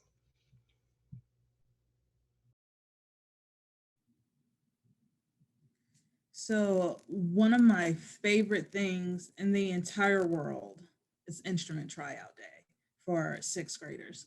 Um, it makes me so happy because you see this little baby kid and you're like, yeah, that's it. You don't know it yet, but you're going to carry that instrument with you for the rest of your life. Sorry, that makes me emotional. But um, there's nothing that makes me happier than to get a little baby sixth grade girl to hit a low B flat on a on a tuba. And it's like, I can't actually do that myself, but to be able to get these little girls to do it and then make them feel like they're on top of the freaking world is where we have to start. And I think the same goes with percussion. I was able to do that a lot more at my last school. I got a lot of little girls interested. And at this school, since pandemic and all this, it's been a weird year. I don't even know how long I've been here because of that. But it's making sure that you're recruiting them too. And part of it is, for some reason, band directors are like, we can't go over 6 percussionists, no more than 6 percussionists. On their little tryout sheet, they have to make a perfect score. If they don't make a perfect score in percussion, they can't be a part of it. And it's like, well, some kids are a little uncoordinated, and that's okay. It doesn't mean they can't do it. And it's like, look, if you want to start a indoor drum line and you want to have this and that and a percussion ensemble, you're going to have to start me 10 kids every year because we lose so many, especially girls, between 8th grade and 9th grade. And some of that is because I think a lot of it is because of like the general gender norms, how girls are starting to realize, okay, and it's the patriarchy, but they're starting to realize that like, okay, boys are starting to like see me now in that way. And, being a drummer is more like being one of them, and they're not going to see me as feminine and pretty and beautiful if I keep doing this. And, I carried tenors my like 4 years of high school, and I had huge traps. I still kind of do. But I thought that made me like the most, like I started realizing, I was like, oh, this is not desirable. So those girls go on to do things like cheerleading. They go on to do things like quitting drums to go be on the dance line and stuff like that. Now, some of them generally want to do that. I have little girls in percussion that do both. They're in percussion ensemble, they're in concert band, and then they go do dance line or something like that. So they do it all, and I applaud them for that. But there are some girls that just quit it altogether because they're like, nope, can't do that. A lot of the gendered instrument thing these days, especially, come from parents. I don't think it as much comes from band directors, especially like newer band directors. Older band directors, yeah, they're still doing that. But younger band directors, it doesn't matter to us, not at all. But it does matter to parents. There are some parents that will absolutely freak out if they are in a machismo culture household and you try to put their son on a flute. Um, we have quite a few boys that play clarinet for some reason. Maybe they just like it. I don't know. I have a kid that looks 30 that plays the clarinet. I think he's doing great. But it's, I don't think it's the band directors as much. And there was even like, we said at a PAS meeting, there was a girl that her parents wouldn't let her play drums because they were convinced it was going to turn her gay. And I was like, really? If gay is the worst thing that your child can be, then maybe rethink having children. And it's sorry, but it's those are the things that come to mind. So start recruiting those younger girls. Start and I try to have this culture of like, this is just a thing that we do. This is just what happens here. And I asked somebody one time, how do I get kids to do difficult things percussion wise? And it was Lalo Dogla. He said, just don't tell them it's hard. I was like, oh, perfect. So now for everyone, girls and boys too, oh, this is just a thing we do. You play 4 mallets now. It's like, oh, you're really tall. How do you feel about this? I'm glad we had that talk. We didn't have a talk. But it's getting them to realize this is not, the whole gendered thing is not really up for debate. It's just a thing we do. Now, with parents, sometimes it might be a socioeconomic thing, like your Aunt Bobby Ann had a clarinet that she used at Morris Brown in '84, so you're gonna play the clarinet. And sometimes it's like that, and there's nothing that we can do about it. Unless you're going to be willing to provide those instruments if you want to fill out the instrumentation. There's 2 parts to that.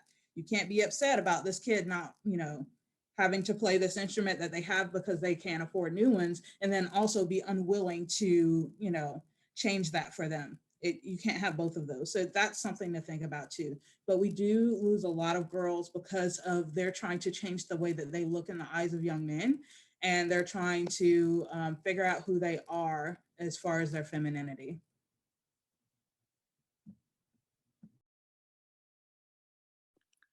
So I want to touch on something on this topic that I think Danny kind of alluded to, but didn't explicitly talk about.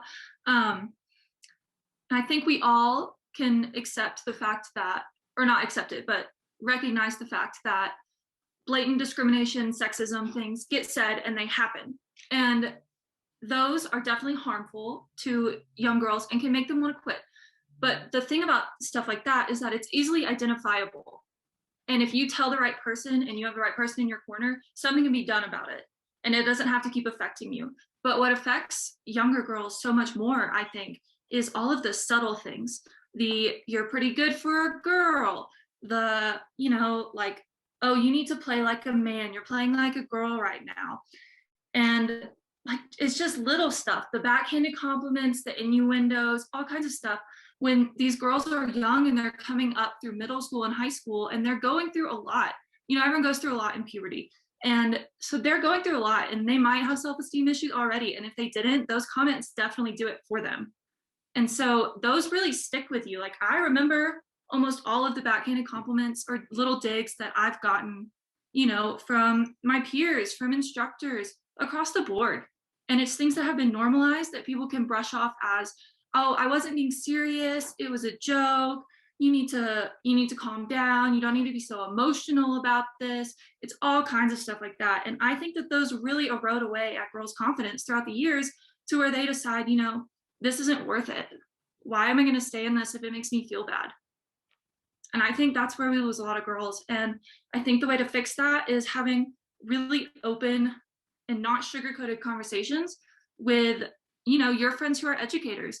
If you're a music major in college, your friends who are training to be music educators. If they say something like that to you, you need to tell them to stop and explain to them why it's harmful, because they will slip up and say something like that to a student and that student won't forget it. And that is a huge reason why girls drop out, I think. I just wanted to give a quick shout out to Girls March. a really incredible organization. Yeah, Rachel Taylor, a really good friend of mine that, yeah, she just kind of started this from the ground up. And, you know, it's really the first of its kind. It's a seminar for girls to, you know, learn from some really great instructors, but there's also a leadership portion to it too. I think it's, you know, it's really, really valuable and really great in so many ways. But, you know, I think it's great also because it gives female percussion instructors or female, you know, performers the ability to show younger girls that there's no such thing as a conventional pathway, you know, a conventional percussion career. And I don't know if anybody else has this experience, but I know, you know, for me personally, when I was going through school, I was told a lot. I was given a few options, you know, when I graduated. Do you want to pursue the orchestral thing? Do you want to pursue a military band? Do you want to be a college professor or a band director? And Texas, you know, a percussion director. And all of those things wasn't really screaming my name. And I remember that someone told me, well, then what are you doing? Why are you here? You know? And I just remember thinking, I would like to just create my own path, you know, and I haven't necessarily seen that done yet, not because it's not being done, but maybe just because of a lack of visibility thing, you know, and it can be done. So, you know, to go back to Girls March, I think it's great that Girls March is bringing in women that, you know, are freelancers and have kind of created their own pathway that isn't quote unquote conventional. To, you know, to show girls that you can create your own path. You don't have to be one of these things. You can play and you can teach, like, mind-blowing, but no, it can be done, absolutely. And I think that's huge for girls to see that, you know. I wish that I would have seen that, and so now it's great. I mean, it's awesome to be able to be that person that I wish I would have had when I was a kid, you know? I don't know if anyone else has that same experience, but just speaking from my experience personally. Absolutely. I think there's so many different variables, and like I feel like we've talked about most of them, about all of the different variables that go into why there could be this disparity of where these young girls are. It's like representation, it's a gendered of instruments, it's the personal biases of the people who are technically quote unquote in charge of the younger students, whether it be the director who only wants 6 percussionists, and if they have a perfect score, they can keep it. Someone in the chat said perfect scores are ableist, TBH, and I think that is true. And I think it's unfair. I think I said it in our personal chat that I think the limiting of percussionists is just so silly. Band directors should just, if you get a lot of percussion interest, then make a percussion ensemble. Give them more things to do, because I wish I had percussion ensemble in high school and middle school. I wish I had those things. I didn't even know that was like a real thing until I got into college, and I was like, what is chamber music? And like never knew any of those things, and that became like one of my favorite things to do. So I think giving percussionists more opportunities than just the triangle and cymbal roll parts in the very back of for the concert fans it can be really boring. It can be really boring, and if you have 16 percussionists sitting in the back of the room, like you're gonna want them to stay. Don't think of them as the lazy members. Don't think of the one that they don't want to work. It's just another instrument, just like the tuba, just like the saxophone, that they're trying to get better at.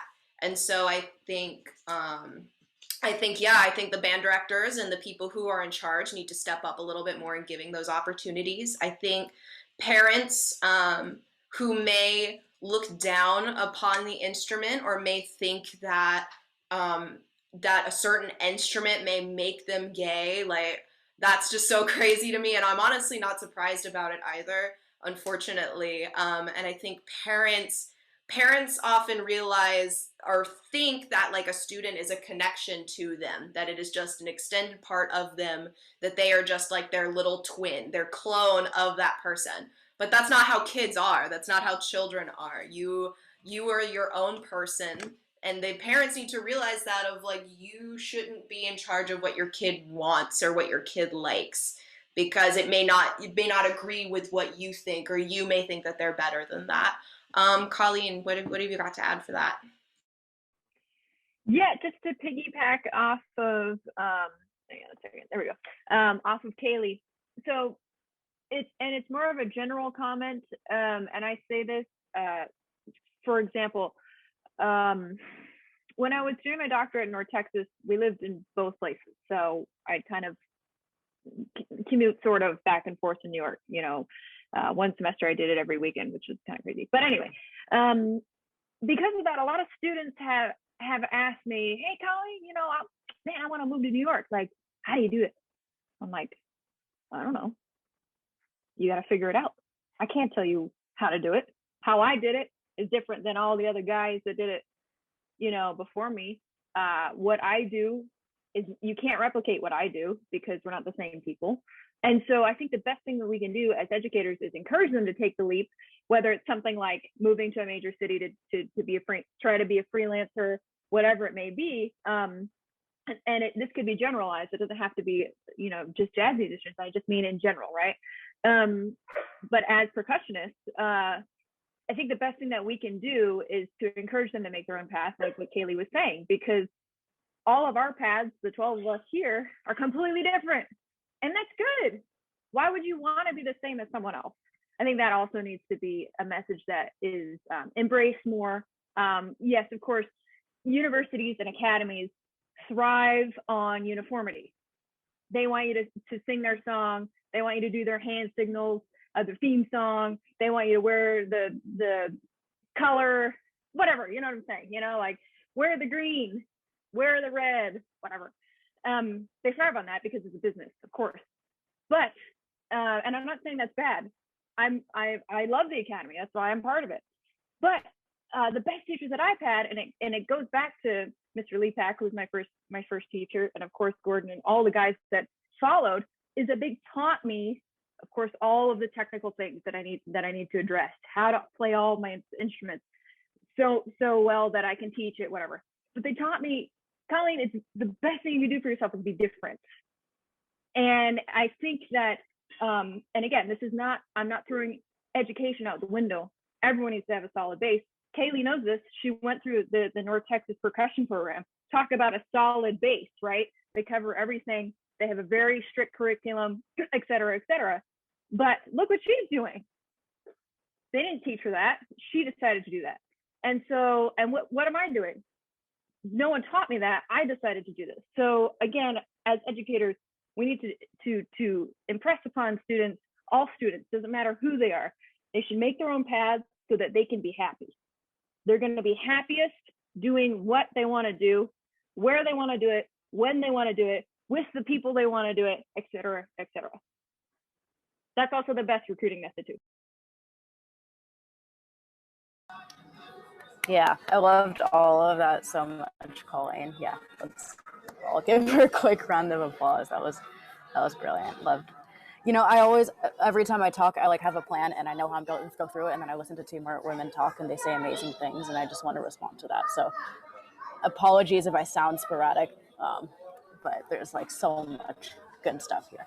So I think one thing earlier that really hit me was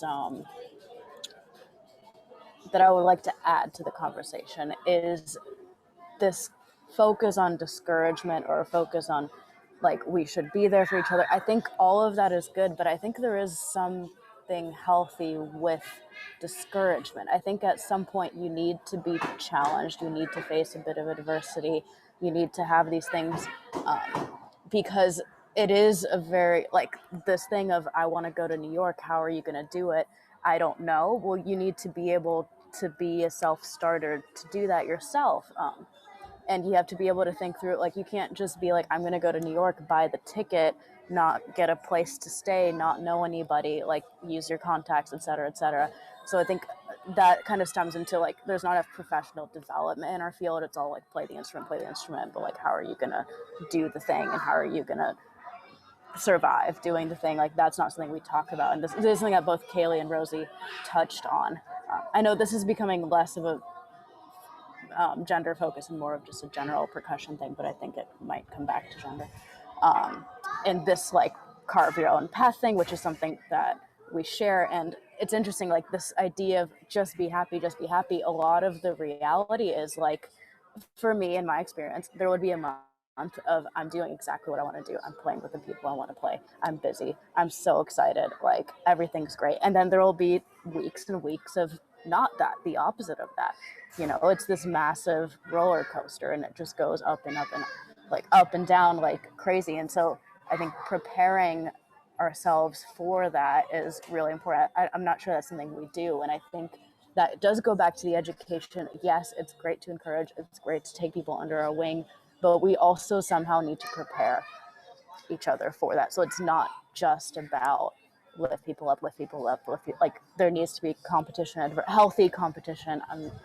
I am a naturally competitive person, but I'm also like I did the marching band thing and I had a lot of problems with how that became like, it was very tribal. It was like, we're Vanguard and like everybody sucks because they're not Vanguard. And it's like, no, they're good people. Like they're nice to us. Like they're you know, it's not a problem. So there are a lot of issues in that. And that tribalism actually does happen. These are some of the things that we talked about in the male versus female. The guys become a clique and then the girl isn't a part of that. So that's where we do need to lift up. But I think a lot of times that adversity has been good. Like my parents actually didn't want me to be a musician, and that's a large part of what motivated me to do it, and like frankly continues to motivate me because that's just how I am. And that's not necessarily a thing that all women who go into percussion should be that way, like they should be these rebellious, like no, that's not what it should take. It should be a place that's open to people who want to do it and who are willing to work for it. You can't just sit around and wait for things to happen. But that's, you know, these are all like factors to just kind of, I'm just going to throw this in and then leave it in the pile of the conversation that's happening. Yeah, we're having our own kind of mini discussion as we are live discussing in front of everybody. And I think what we're talking about, I think we can absolutely tag on to the end because I think we're diving deeper and like we're opening up the onion layers. You know what I mean? We got to like the first layer and now that we've gotten through that, we're getting deeper and deeper and deeper. And I really like that. So I want us to keep the conversation moving. So I know we have a question number 6, but we kind of have already touched upon it about feeling overprepared and overqualified. I feel like that's something we've already talked about where we, as women, we feel almost that we have to be not just better than our peers, but the best. And that if we are not the best, then either why try, that we should feel lucky that we get the position that we got.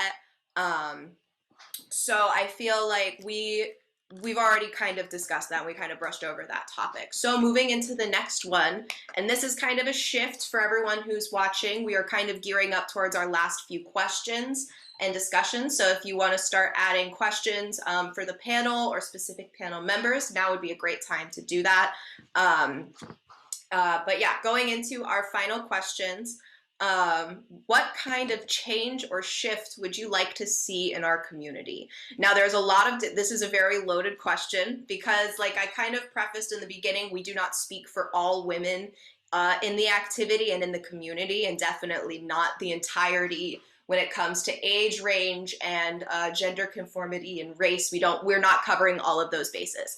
But as the group that sits here, who have plenty of different backgrounds and plenty of really great ideas, I want to start with what change or shifts do you think we should see, whether it be the more stick and instrument sponsorships, more talks like this. I think this is definitely one of the more important ones of the two, is getting more conversations like this happening. And it doesn't necessarily have to be the same 12. I would love for it to cycle out constantly of different people getting their own opinions and their own experiences, because it may be something that they've dealt with that we have never had to deal with, or something we may have not even brushed up upon. So we'll go ahead and turn it to our panel of what are some kind of changes or shifts would you like to see in our community. And we're going to connect it with our final question. how can our community be made safe and more welcoming for women and girls? Because I think this is kind of a two-parter.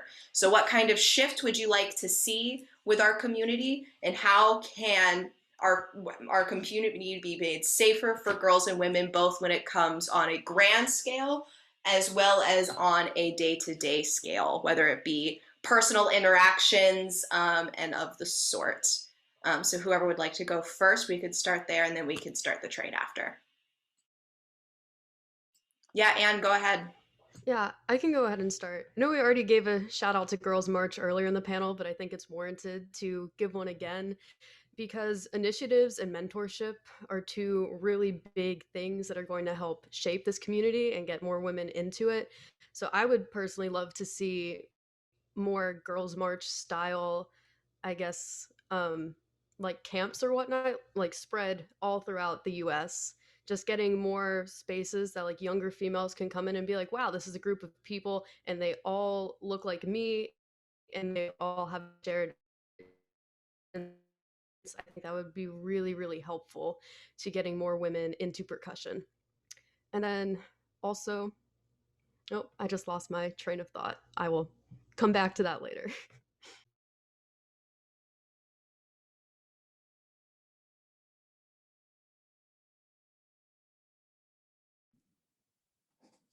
Hey, so I absolutely adore the idea of professional development, because when I go to professional development that is not PASIC, I do not see percussionists. And this is like male and female. So they're not there. They're like, oh, that sounds like work. I'm not doing it. I just want to hit things. I think we all need to be better about that. I love the idea of mentorship programs. The thing that I love to do, which is starting as many kids as possible on percussion, especially girls, and especially girls of color. Somebody said, what advice would you give to a woman of color that wants to march drum corps?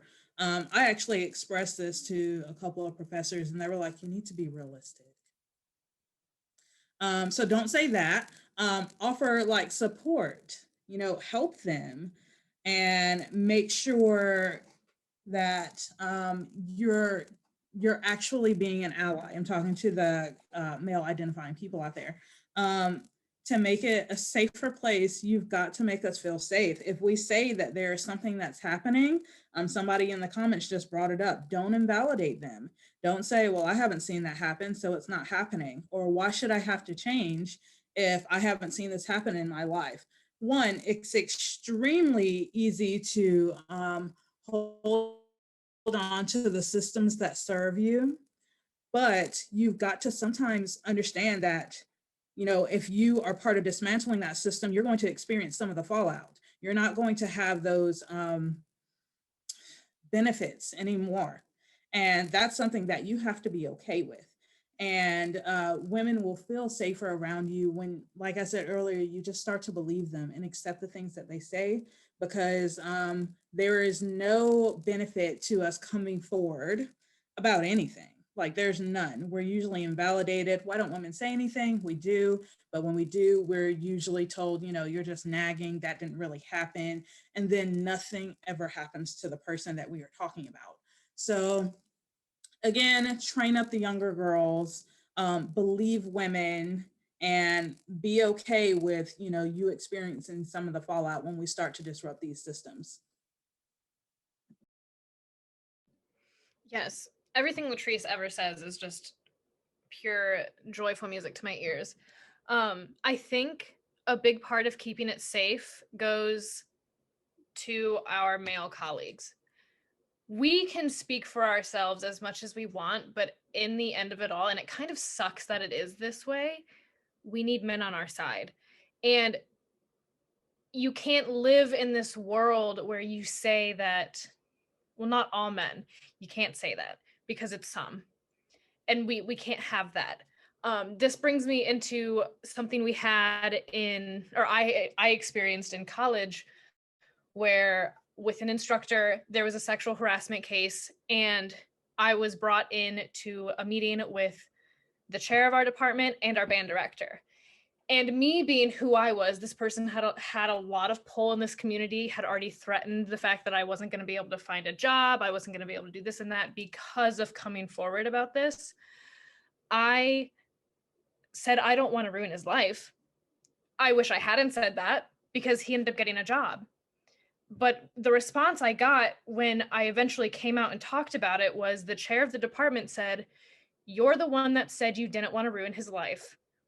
But then my band director said, "That's not your responsibility to worry about." And I don't think in that moment, the chair of the, and both of those, they were men, the chair of the department at the time, I don't think he thought how much that would stick with me. I think about it all of the time that I'm the one that said that. I said that. Can I not change my mind? Meanwhile, the band director said, "That's not your responsibility. He's gone." And was that a mistake on my part to maybe not say? Please be public about it, potentially. But I'm so thankful to have that man on my side in that moment. And with that, of my entire drum line of friends, these men that had said they were my brothers, they stood up for me to other members of the band, to have only 2 out of an entire drum line come forward with me about the things that were being said was such a wake up, to where if it's to your peers, it's one thing, but if it's to somebody that's in a higher position, I'm not going to say anything. What's up with that? You have to say something.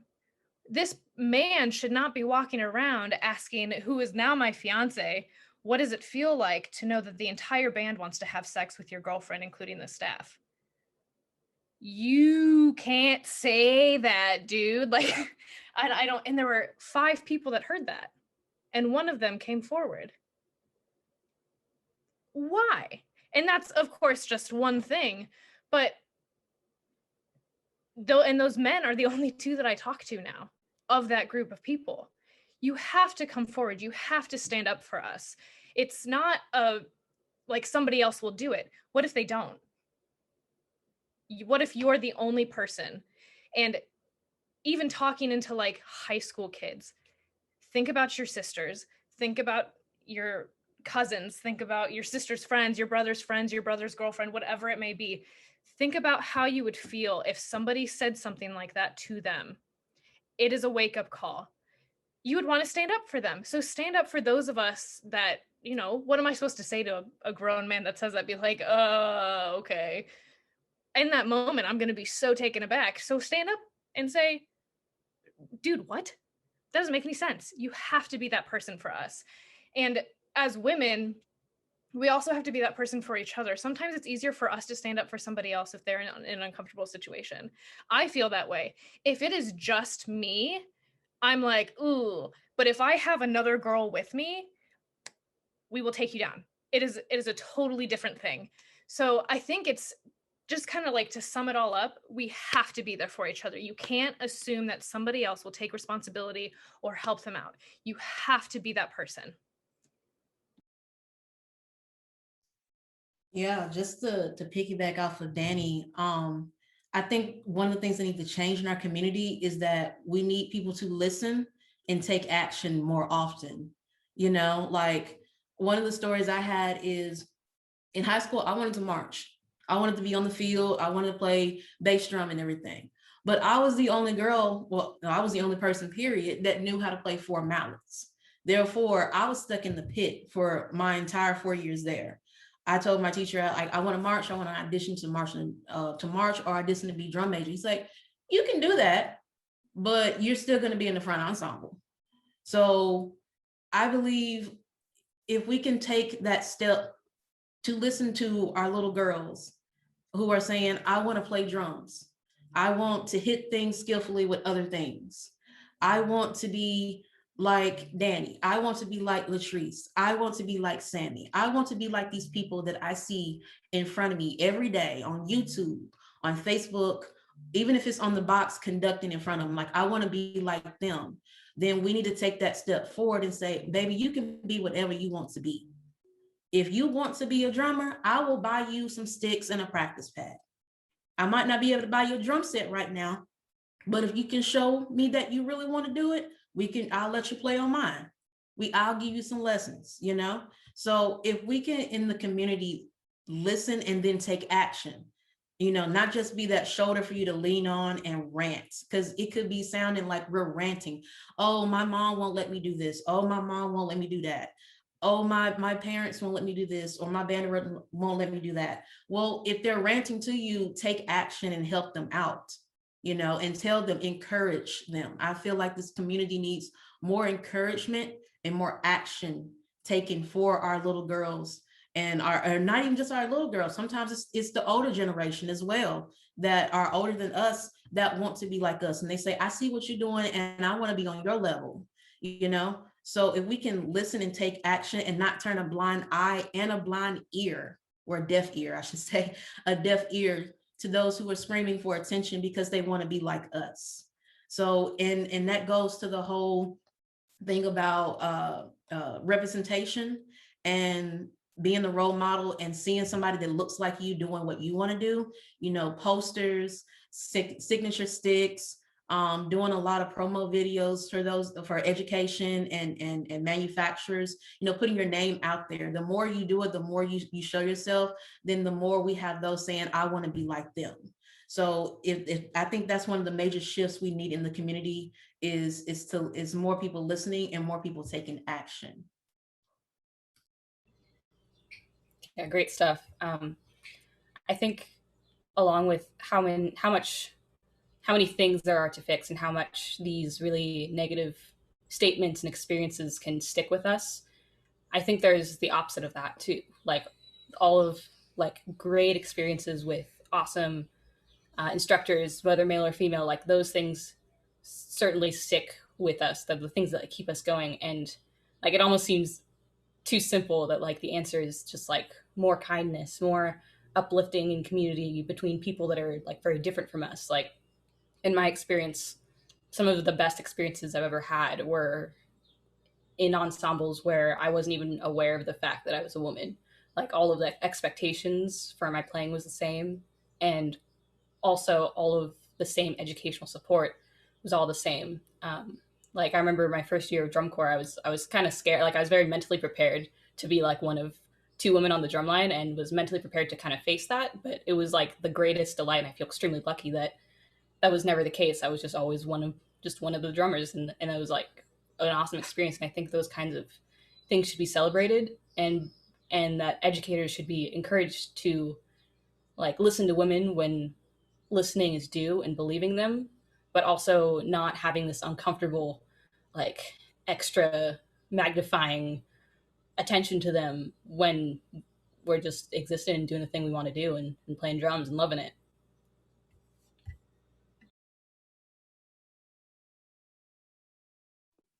I want to hop on what Chaya just said, because like I definitely had that same experience at drum corps when I marched Blue Nights. And, you know, we had probably the most women I've ever had in a front ensemble, in that front ensemble. And we had 2 female techs for the front ensemble. And, you know, there was a battery caption head was a woman, and it was a lot of really great energy, and everyone was expected to do exactly the same thing. And, you know, there were no double standards. There was nothing like that. Like we all held our own weight exactly, and that's exactly how it's supposed to be. And it was a perfectly harmonious situation in summer. And, you know, I think that the reason that that happened is because a lot of the people who were there and involved were aware. They were aware of how many women were around them. You know, I feel like when there's so many women around you, you can't get away with the same things that sometimes you can if there's only one, because it's hard to stick up for yourself to teachers, to peers. But if there's a group of you, it is so much easier. And it's so much easier to shine light into all of the dark corners in our community, which refuses to let people continue to claim ignorance about these issues. Because the biggest thing that people will say when you bring something up is, oh, well, are you sure that's really what happened? I've never seen that happen before. And like, you are invalidating someone's experience who has just told you something very personal that happened to them. And that hasn't only happened to them, but happens to all their friends. You know, I think that's one of the most important things to shift our community and make it safer for, especially for young girls, to feel like they can continue and to feel like they can go march a Summer of Drum Corps and they can go march that world-class WGI group, you know, that they're going to be safe and that nothing bad is going to happen to them, number one. And number two, if something does happen to them, they can tell people and everyone will believe them. Okay, I'm off my soapbox now. Yeah, definitely going off of what Sarah just said, I think one of the biggest ways to help improve the safety and the welcoming nature of this community is for men to be accountable for what they say and for what their peers say. Because I haven't really experienced this more on the like the orchestral concert side, but some of the things that I have heard while marching in batteries by my peers are appalling. Things maybe that they haven't been saying about specifically female percussionists, but things that they've been saying about women in the color guard. And it makes me think, if you're saying this about women in the color guard when I'm here, what are you saying about me behind my back when I'm in a different room or an area? So accountability is very, very important. Please speak up if you hear something that maybe goes in your head. You're like, I don't know if that's okay. Maybe address it, because often when you are the only woman in a space, if you hear something, like, I know I've had the tendency to just kind of laugh it off, because the backlash that can occur from you saying something is kind of scary. Like, you could like talk about the experience, or like say maybe like we don't say that anymore, and then if the other guys in the space don't see that as an issue, then they'll kind of come at you for that. And yeah, just believing women and their stories is also really, really important in this space. And going into maybe one of the more uncomfortable experiences that I've had in drum corps is one of the seasons that I marched, there was a sexual assault allegation. And luckily that year, the whole battery was like, this is an issue. I'm not sure that we like how this is being addressed. And we were all taken into a room with a drum major who told us that we need to stop talking about it because it could damage the corps reputation. And me being the only female in this room, having experienced some things like that, it was a very, very uncomfortable situation to be in. Something that wasn't really brought on with a bunch of warning, or like, hey, like maybe you want to go leave the room. So things that happen like this, especially in drum corps, need to stop being perpetuated.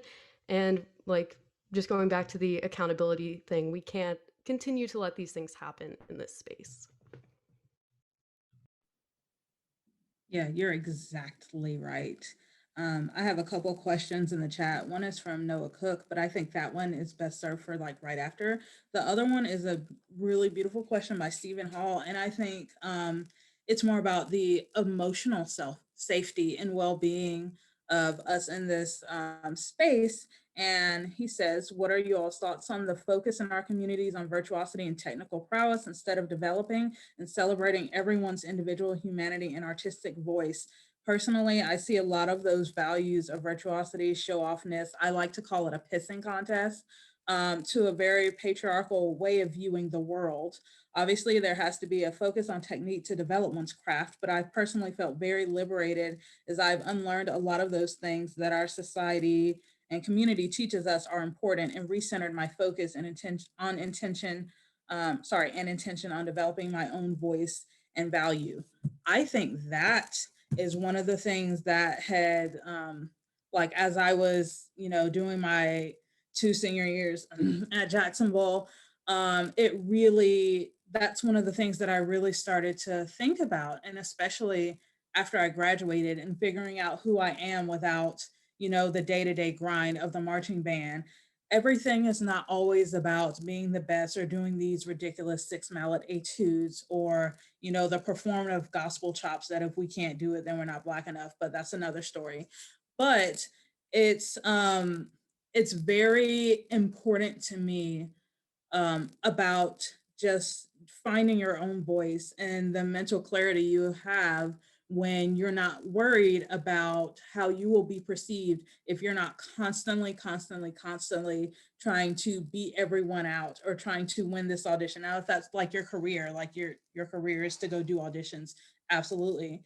but this whole drum corps, oh, and it happens so much in WGI because their favorite thing to say is, we are focused on education. We value education. And the second that you have to miss maybe half a day of rehearsal or rehearsal to go fulfill scholarship obligations for someone that's paying you, not someone that you're paying to do, but someone that's actually paying you, then suddenly you're not dedicated. You don't know anything about sacrifice.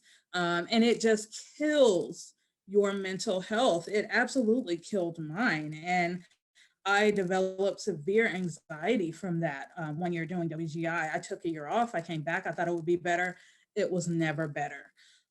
So that's like, even with all of the time that it takes to do that, the the toxicity of telling people that they constantly have to be dedicating their every second to the marching arts when you also have to go do all of your music ed stuff. You have to go practice for that. Like, that's actually more important. That's what you told me in the contract. That's what you told me at the beginning of the season. And you said that we were cool with it. But I feel like there needs to be a shift in that value. If you actually value education and the way your people will perform, then you will value their mental health and how you approach that as well.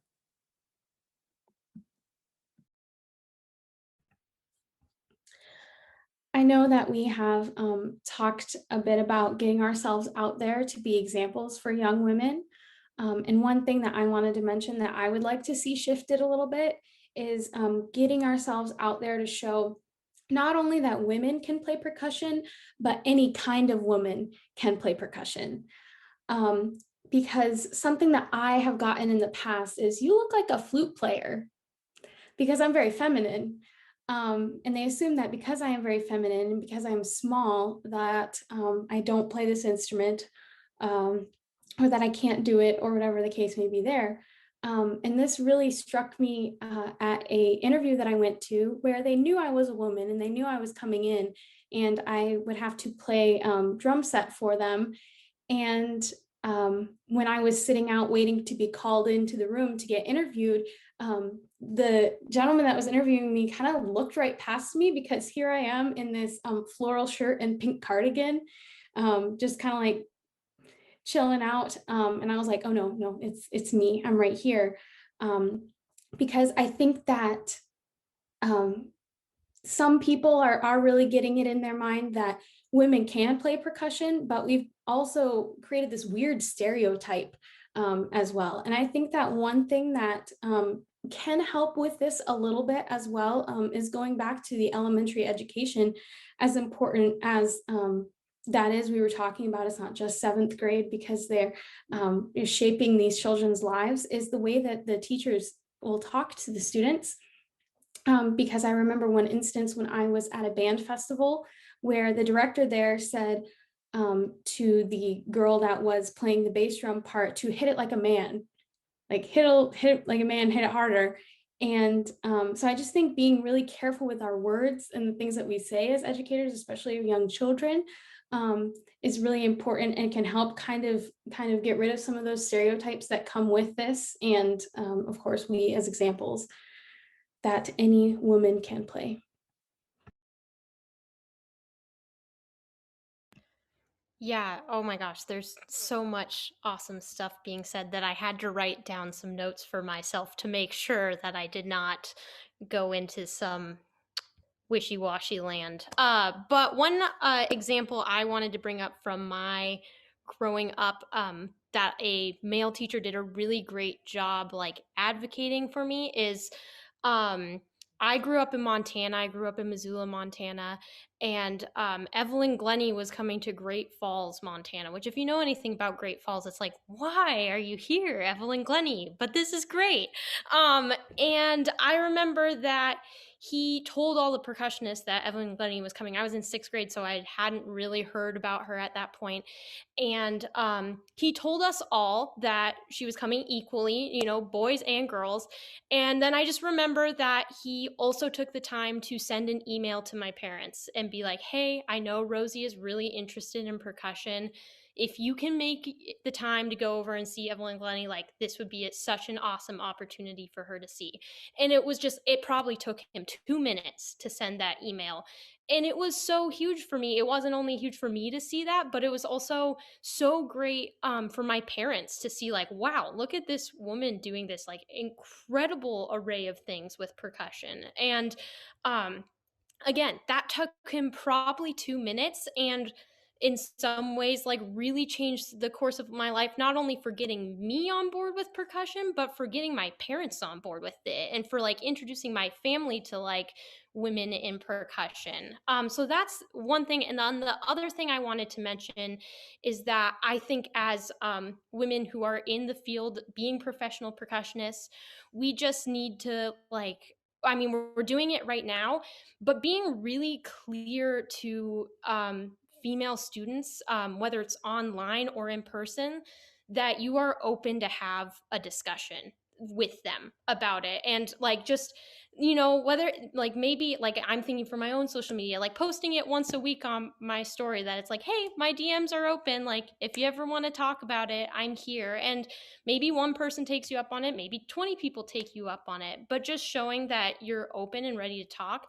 I'm going to go out on a limb here and say that anybody on this panel right now is going to be willing to have those discussions if somebody contacts them. And then the other thing I'll say is it's still going to be scary for young girls to want to go and make those conversations happen. So another thing that band directors can do for any instrument type, for any kind of people, is just make that introduction for them. And you don't need to try to change their worldview. You don't need to even make it this big thing about being a female in percussion. Just say, hey, this person also loves vibraphone. Rosie also loves vibraphone, and I know you do too. I thought you guys could have a conversation about it. And just normalizing that there are other people around to talk to about it. Okay, I'm gonna jump a little bit off to the side and kind of go back to what Anne was talking about for a very short moment. Something that I would like to see a shift in would be, what are we saying behind closed doors when women aren't present? And are you standing up for women when they are not there? Because I know that there are a lot of conversations that do happen and things aren't being said. So that's just a thought for you to think in your head, especially this is pointed directly at males. And then I'm going to shift now to another thing that I wanted to talk about, which is the mental health. And we're in our chat, we're talking a lot about that. So I'm actually on the PAS Health and Wellness Committee, and this is something that I spent a lot of time thinking about. Although a lot of my focus personally has been on physical health, you cannot really separate the two, physical and mental health. And something that with the shift of mental health, this is something that's really huge, really, for all of our students in general, not just female specifically, but we have to remember and think about, like, are we setting our students up with tools to learn how to, one, be resilient, two, intervene and show them and tell them like there are resources for them, especially at the collegiate level. Like, there's a lot of resources within colleges for our students, same even in high school. Like, obviously I'm not saying that anyone needs to be like a counselor necessarily. Like, we already have 70 hats that we're wearing as educators, but saying something when it needs to be said to a student, like, hey, I see like something isn't right, and also there's a lot that you can pick up with, especially if you're working with a private student, with self-talk and trying to help give students tools like, hey, that self-talk that I hear you saying, it's probably 100 times worse in your head, and try to help students understand, like, hey, that's not very helpful. And a lot of that, again, is not necessarily gendered, but if you can just imagine some of the things that we've been talking about, they probably won't say that stuff out loud, but like, it's probably going on in their head. So, really and truly, resilience is going to be the biggest thing, and persistence for our students to, one, keep going, but also to stay mentally healthy. So anyway, that's just a couple 2 cents that I wanted to add.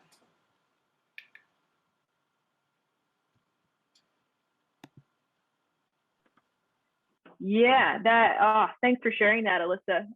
That's really important and helpful. And for folks that don't know what PAS is, and we keep saying PAS, I'm not good at acronyms. I just had to ask the guys what TBH was. That's just embarrassing. Anyway, so PAS is Percussive Arts Society.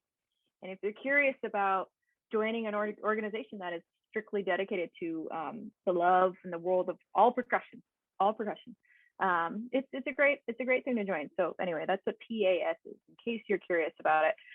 When we're talking about what we want to see in regards to our playing field, meaning the openness of percussion, how do we make it safe? How do we make it fair? How do we make it something that is enjoyable for everybody? In my own experience, I've had many different types of teachers, right? Teach this way, teach that way, whatever. But when I was doing my doctorate, I learned a lot from my teacher on how to treat people, how to treat everybody in the studio. And his thing was treat everybody the same. So the bar was always at the same height for every single person. And I learned so much from that. It seems so simple, right? And it goes back to us not assuming things about people. The University of South Carolina they have their university goals. And one of the goals, inside of one of their goals, they list that we should never assume that a student will pass. We should never assume that a student will fail, right? That's the reality, right? We can't walk into a classroom, walk into a lesson, walk into any situation and assume, this kid's, they're on the borderline. Well, I'm not going to put a lot of energy into them. No, you can't do that. So I think treating everybody the same, and like we've heard before, man, the best playing scenario, the best gig I had was the gig that it wasn't pointed out that I was female, right? So treating everyone the same when it comes to your classroom, whatever type of classroom it is, your private lessons, your ensembles, your studios, humans, right? Day-to-day interactions, online interactions, yikes, right? There's a lot of studies out about how humans have this different psyche when they're interacting online because they're hidden behind the screen, right? So if we come at it from this angle of treating everyone fairly and treating everyone the same, having the same bar, having the same standard, I think it's like common sense, right? Seems to be common sense, but maybe it's not. Yeah, I will piggyback off of exactly what you just said, Colleen. It doesn't seem like rocket science, but at the end of the day, we are, when we are playing in ensembles, we are playing music. We are making it about the music, right? And some of the best experiences I've had and some of the best ensembles I've been lucky to be a part of, including, my time at North Texas in the Battery as one of the only 2 girls in the Battery. It was such a valuable experience because we were taught by people who looked at all of us as musicians, right? And it's not such a wild concept, but going off of what Colleen said, I never once thought about the fact that I was only one of 2 girls in the Battery. That was true, but our instructors never looked at myself or the other woman in the ensemble as the 2 girls, right? They treat us, and in drum corps as well, I had a great experience in that aspect of just being treated as a contributing musician, contributing member to the ensemble because of what I was playing and how I was playing it, right? And that's what it comes down to at the end of the day. And as instructors, it's really important that we do keep that in mind. I think it is important that we look at everyone as, you are a musician. This person next to you might be a dude, might be, you are a musician and you are contributing in that way because you are good at what you do, right? Same stuff that everybody else is saying. But the one other thing I wanted to quickly mention was, allyship, just being an ally. We've all said this, but it is really important. And some of the best experiences I've had in my professional career performing have been with, guys that treated me the exact same, and there's something that has always been on my mind since I attended the Percussion at the Summer Institute is Josh Quillen always said, he's one of the members of Percussion, he always said, if you need help, ask, right? If you need help, ask for it. And something that, the other male cast members in one of the shows I performed in, that was something they were really great about. It wasn't, oh, well, you're a mallet player, so you're going to play all of these mallet parts because, we marched Rhythm X, we played snare drum, we marched BD, so we don't know how to do that. They did the opposite. They needed help and they asked for it, and they played on mallet instruments for the first time in their careers in front of thousands of people on stage because they dropped the ego and they asked for help when they needed it. And I just appreciated that so much. And it shouldn't surprise us when men are that way, but it did surprise me because I wasn't used to that. And those are some of my best friends to this day, but I thought it was really great that they were able to ask for help. And yeah, they didn't think of it as you are a female, so you play mallets. In fact, it was quite the opposite. Yeah, those are the two things I want to chime in on. Well, I think we really got all of the basis of at least some first steps of some things that we can see to be done, whether it's allyship, which I think is probably one of the most important ones because we are in a male-dominated world, and they are the ones who support us and the ones who see us as equals are the ones that should be the most stepping forward, even when the girls aren't in the room. And I think that's the most important part, is when they're not in the room, because then it's not so much of a showmanship of like, hey, look at me, I'm rooting for you. The true allyship is whenever the doors are closed and then they're not around. I think that is definitely one of the more important ones, as well as educators, male educators and female educators. I know, Colleen, you said it feels like it's common sense to treat everyone the same. And sometimes that it's like, for me, that makes sense.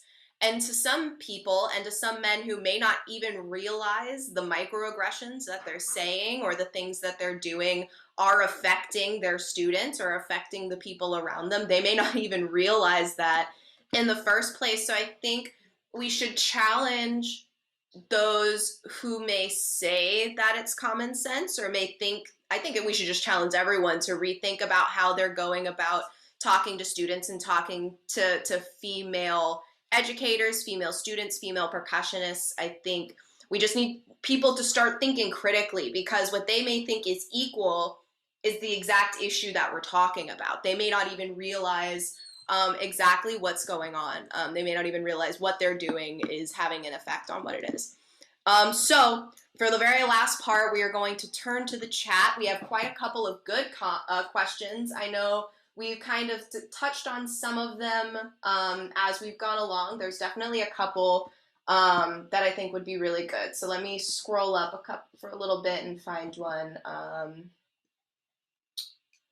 One I saw from Stephen Hall says, what are your all's thoughts on the focus in our communities on virtuosity? Hold on, it just went away. Where'd it go? Hey, I think I answered that one, Emily, earlier. Oh, you did? Oh, okay, I thought so as well. I knew Stephen Hall has been asking some good questions, so I wanted to make sure we got to his. Did we talk about the abuse of people in positions of power are not held accountable? We talked about that question. I don't remember. Sometimes we breezed over a couple.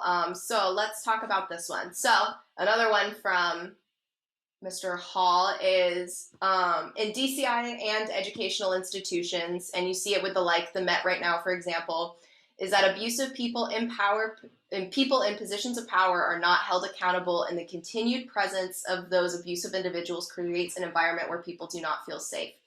How many of us know some professor, or conductor, or teacher in an organization we are affiliated with that has called on some form of abuse and is still in that position? or even if they were fired, they move on from another hired position. I think this is really prevalent, and definitely it kind of almost ties into, I saw another question about sexual assault and sexual harassment when it comes to just being in our community. I think that it definitely causes a disparity because we don't feel like we have a safe environment for our students and even for ourselves. Some of us are still able to march, some of us don't, or to be in those spaces. And I know so many stories of people in positions of power either causing the issue or the ones that are going to look away. I know a lot of people who are in positions of power, when brought to the attention of inequalities, whether it's a member to member basis, a tech to member, a tech to tech basis, where there's some kind of inequalities, that they don't feel comfortable going up to the highest power in that group, in that setting, to help them.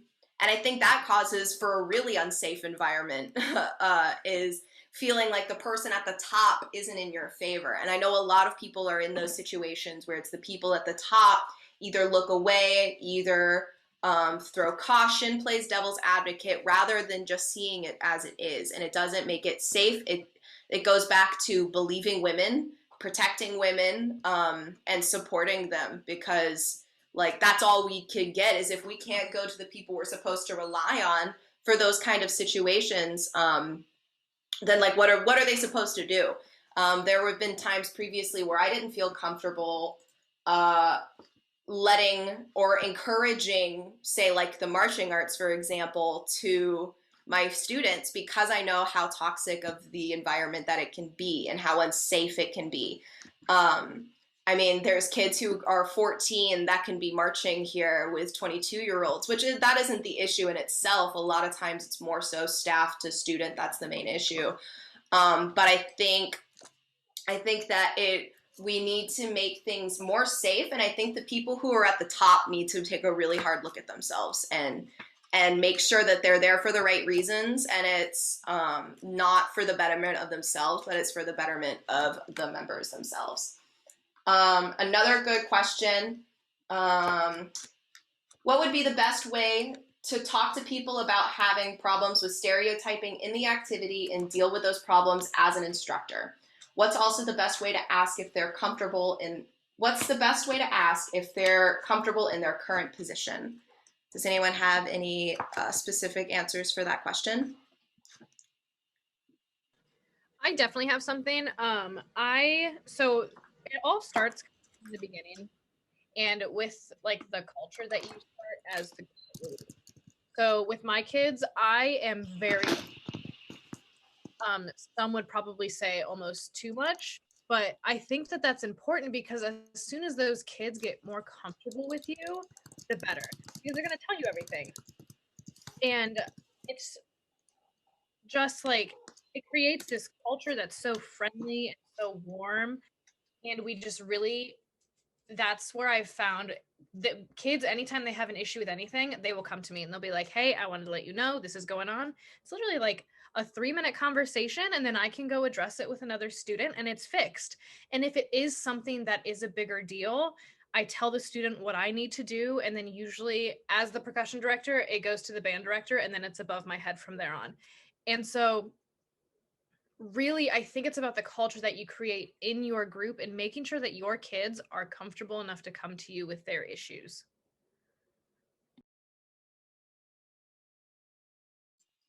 Great. Last question for today. For a male non-POC / peer / non-authority figure, where is the line between holding others accountable / calling people out and being a savior that steps in inappropriately? Is there a line? Is it dependent on underlying motives?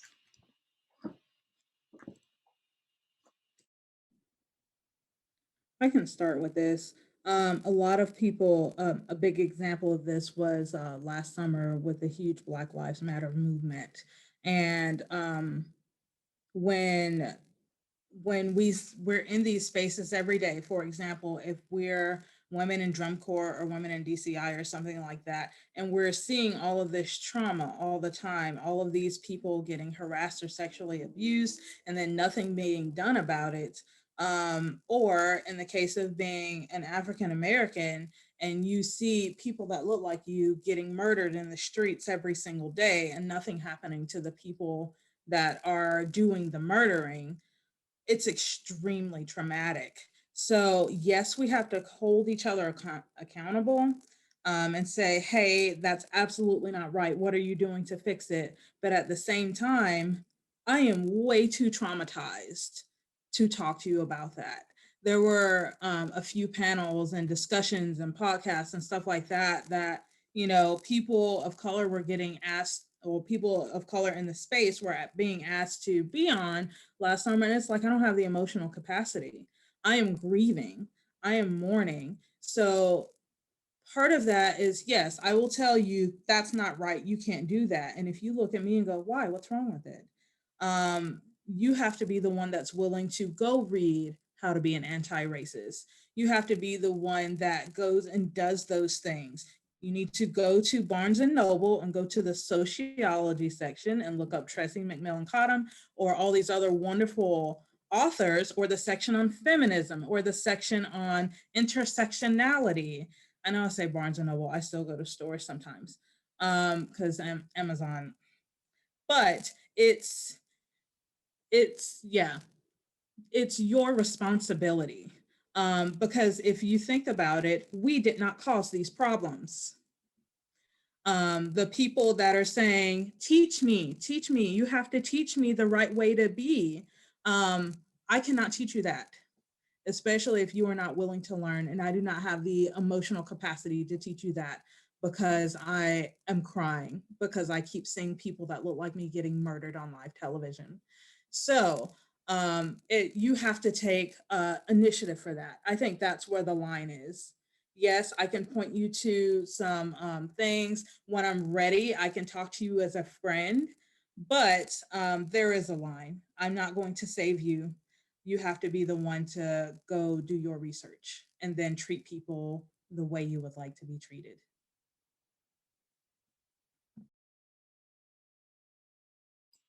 Great. Does anybody have anything else they'd like to add to that question? No, I feel like that was pretty on it. That was pretty on the nose. Latrice coming in with the truths and the way. I love it. I love it this whole time. So I'm going to go ahead and wrap this up. Thank you so much for everybody who has stuck around in the live. Thank you so much, panel members, for taking your time out, not only with our constant back and forth emails that we've had for the past 2 weeks, but also taking time out of your day for not one, but 2 meetings to talk about this. So I really want to give you guys a hand and a shout out for being able to talk about your experiences so openly and so eloquently. That I could not have asked for a better first group to really kind of set and pave the way for the kind of conversations that we want to have in the future. So while we still have the chat, while we still have the live, if any of you have anything coming up that you would like to promote, events, clinics, if you are a speaker, if you're a performer coming up, if you're about to have a baby, like if you want to have anything that you want to shout out, now is your time. Definitely the floor is y'all's.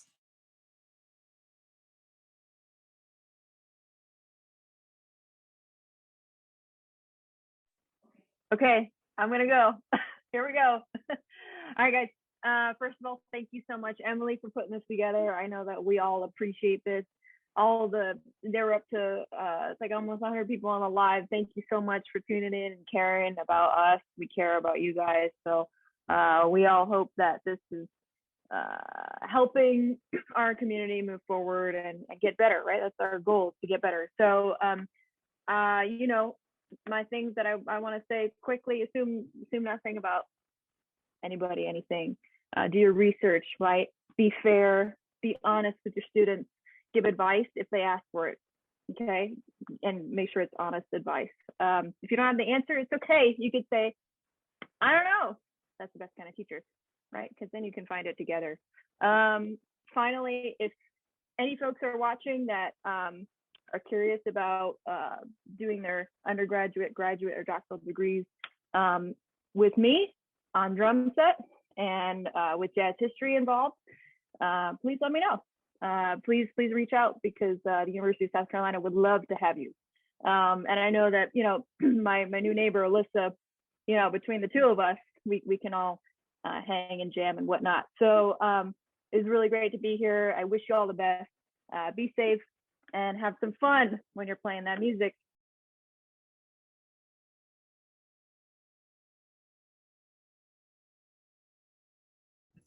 Awesome. I'll jump in really fast. This was so awesome. I had so many moments for myself where I was like, yes, okay, I needed to hear that, which is just so cool. Yeah, I have an album that I released earlier this year that I self-produced. Thank you. It's all vibraphone and voice, all original music. And also I just love connecting with percussionists and musicians, especially younger people, about using percussion instruments in a way that's not normal, like using it as a singer-songwriter instrument or something like that. So if you have a kid that's just really interested in being creative with their instruments and not just going like a normal route like Kaylee was saying earlier, please send them my way. I'd love to talk to them. So yeah, but thank you everyone so much. And Emily, thank you so much for putting this together.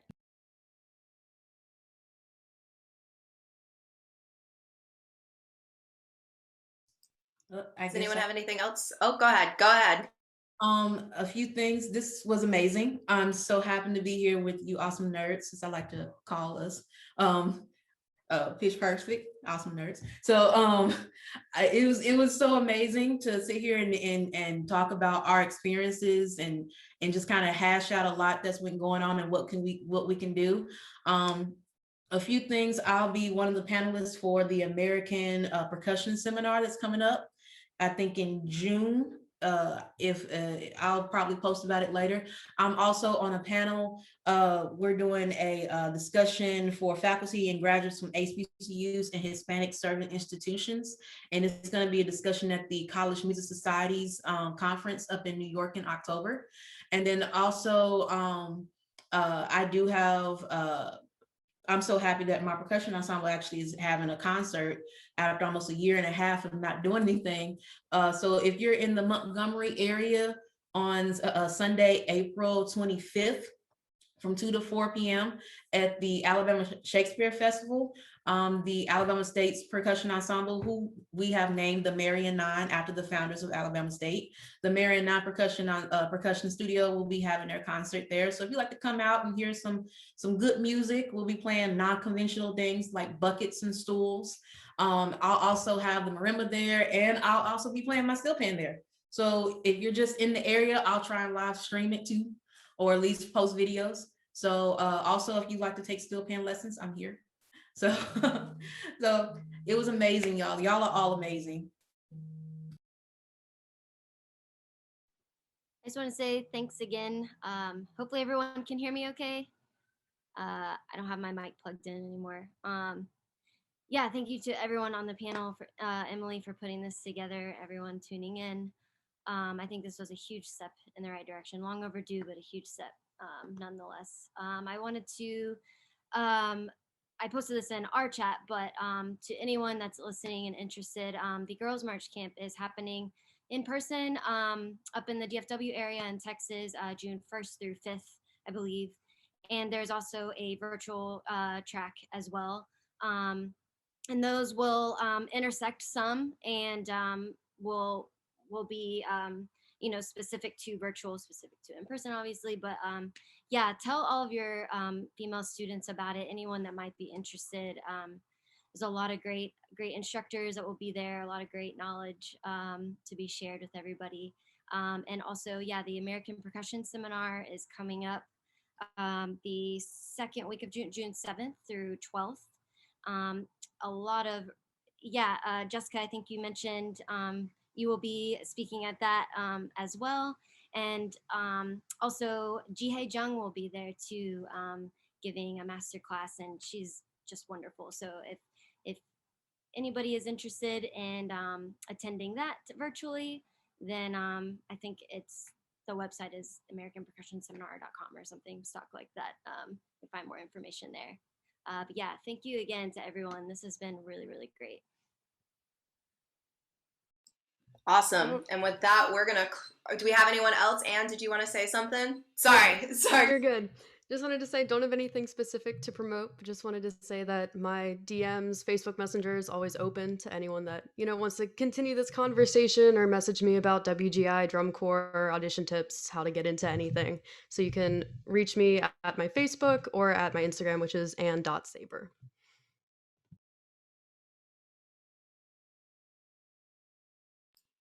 Anyone else have anything else they want to promote? Alyssa, you got no one? We're all good? Cool. Latrice?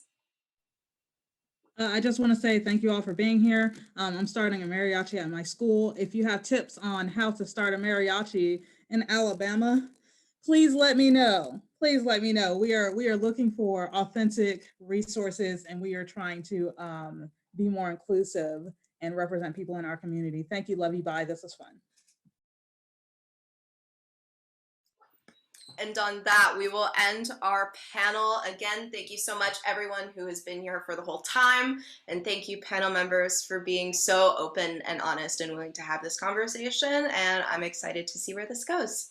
So I hope everyone has a great day. Again, DMs are open. Look up all these wonderful ladies. They got a bunch of stuff going on, whether it's teaching, performing, paving the way of what's to come new and fresh in the percussion world. And I love it. And I already love all of you guys. So yeah, and with that, I will end the live.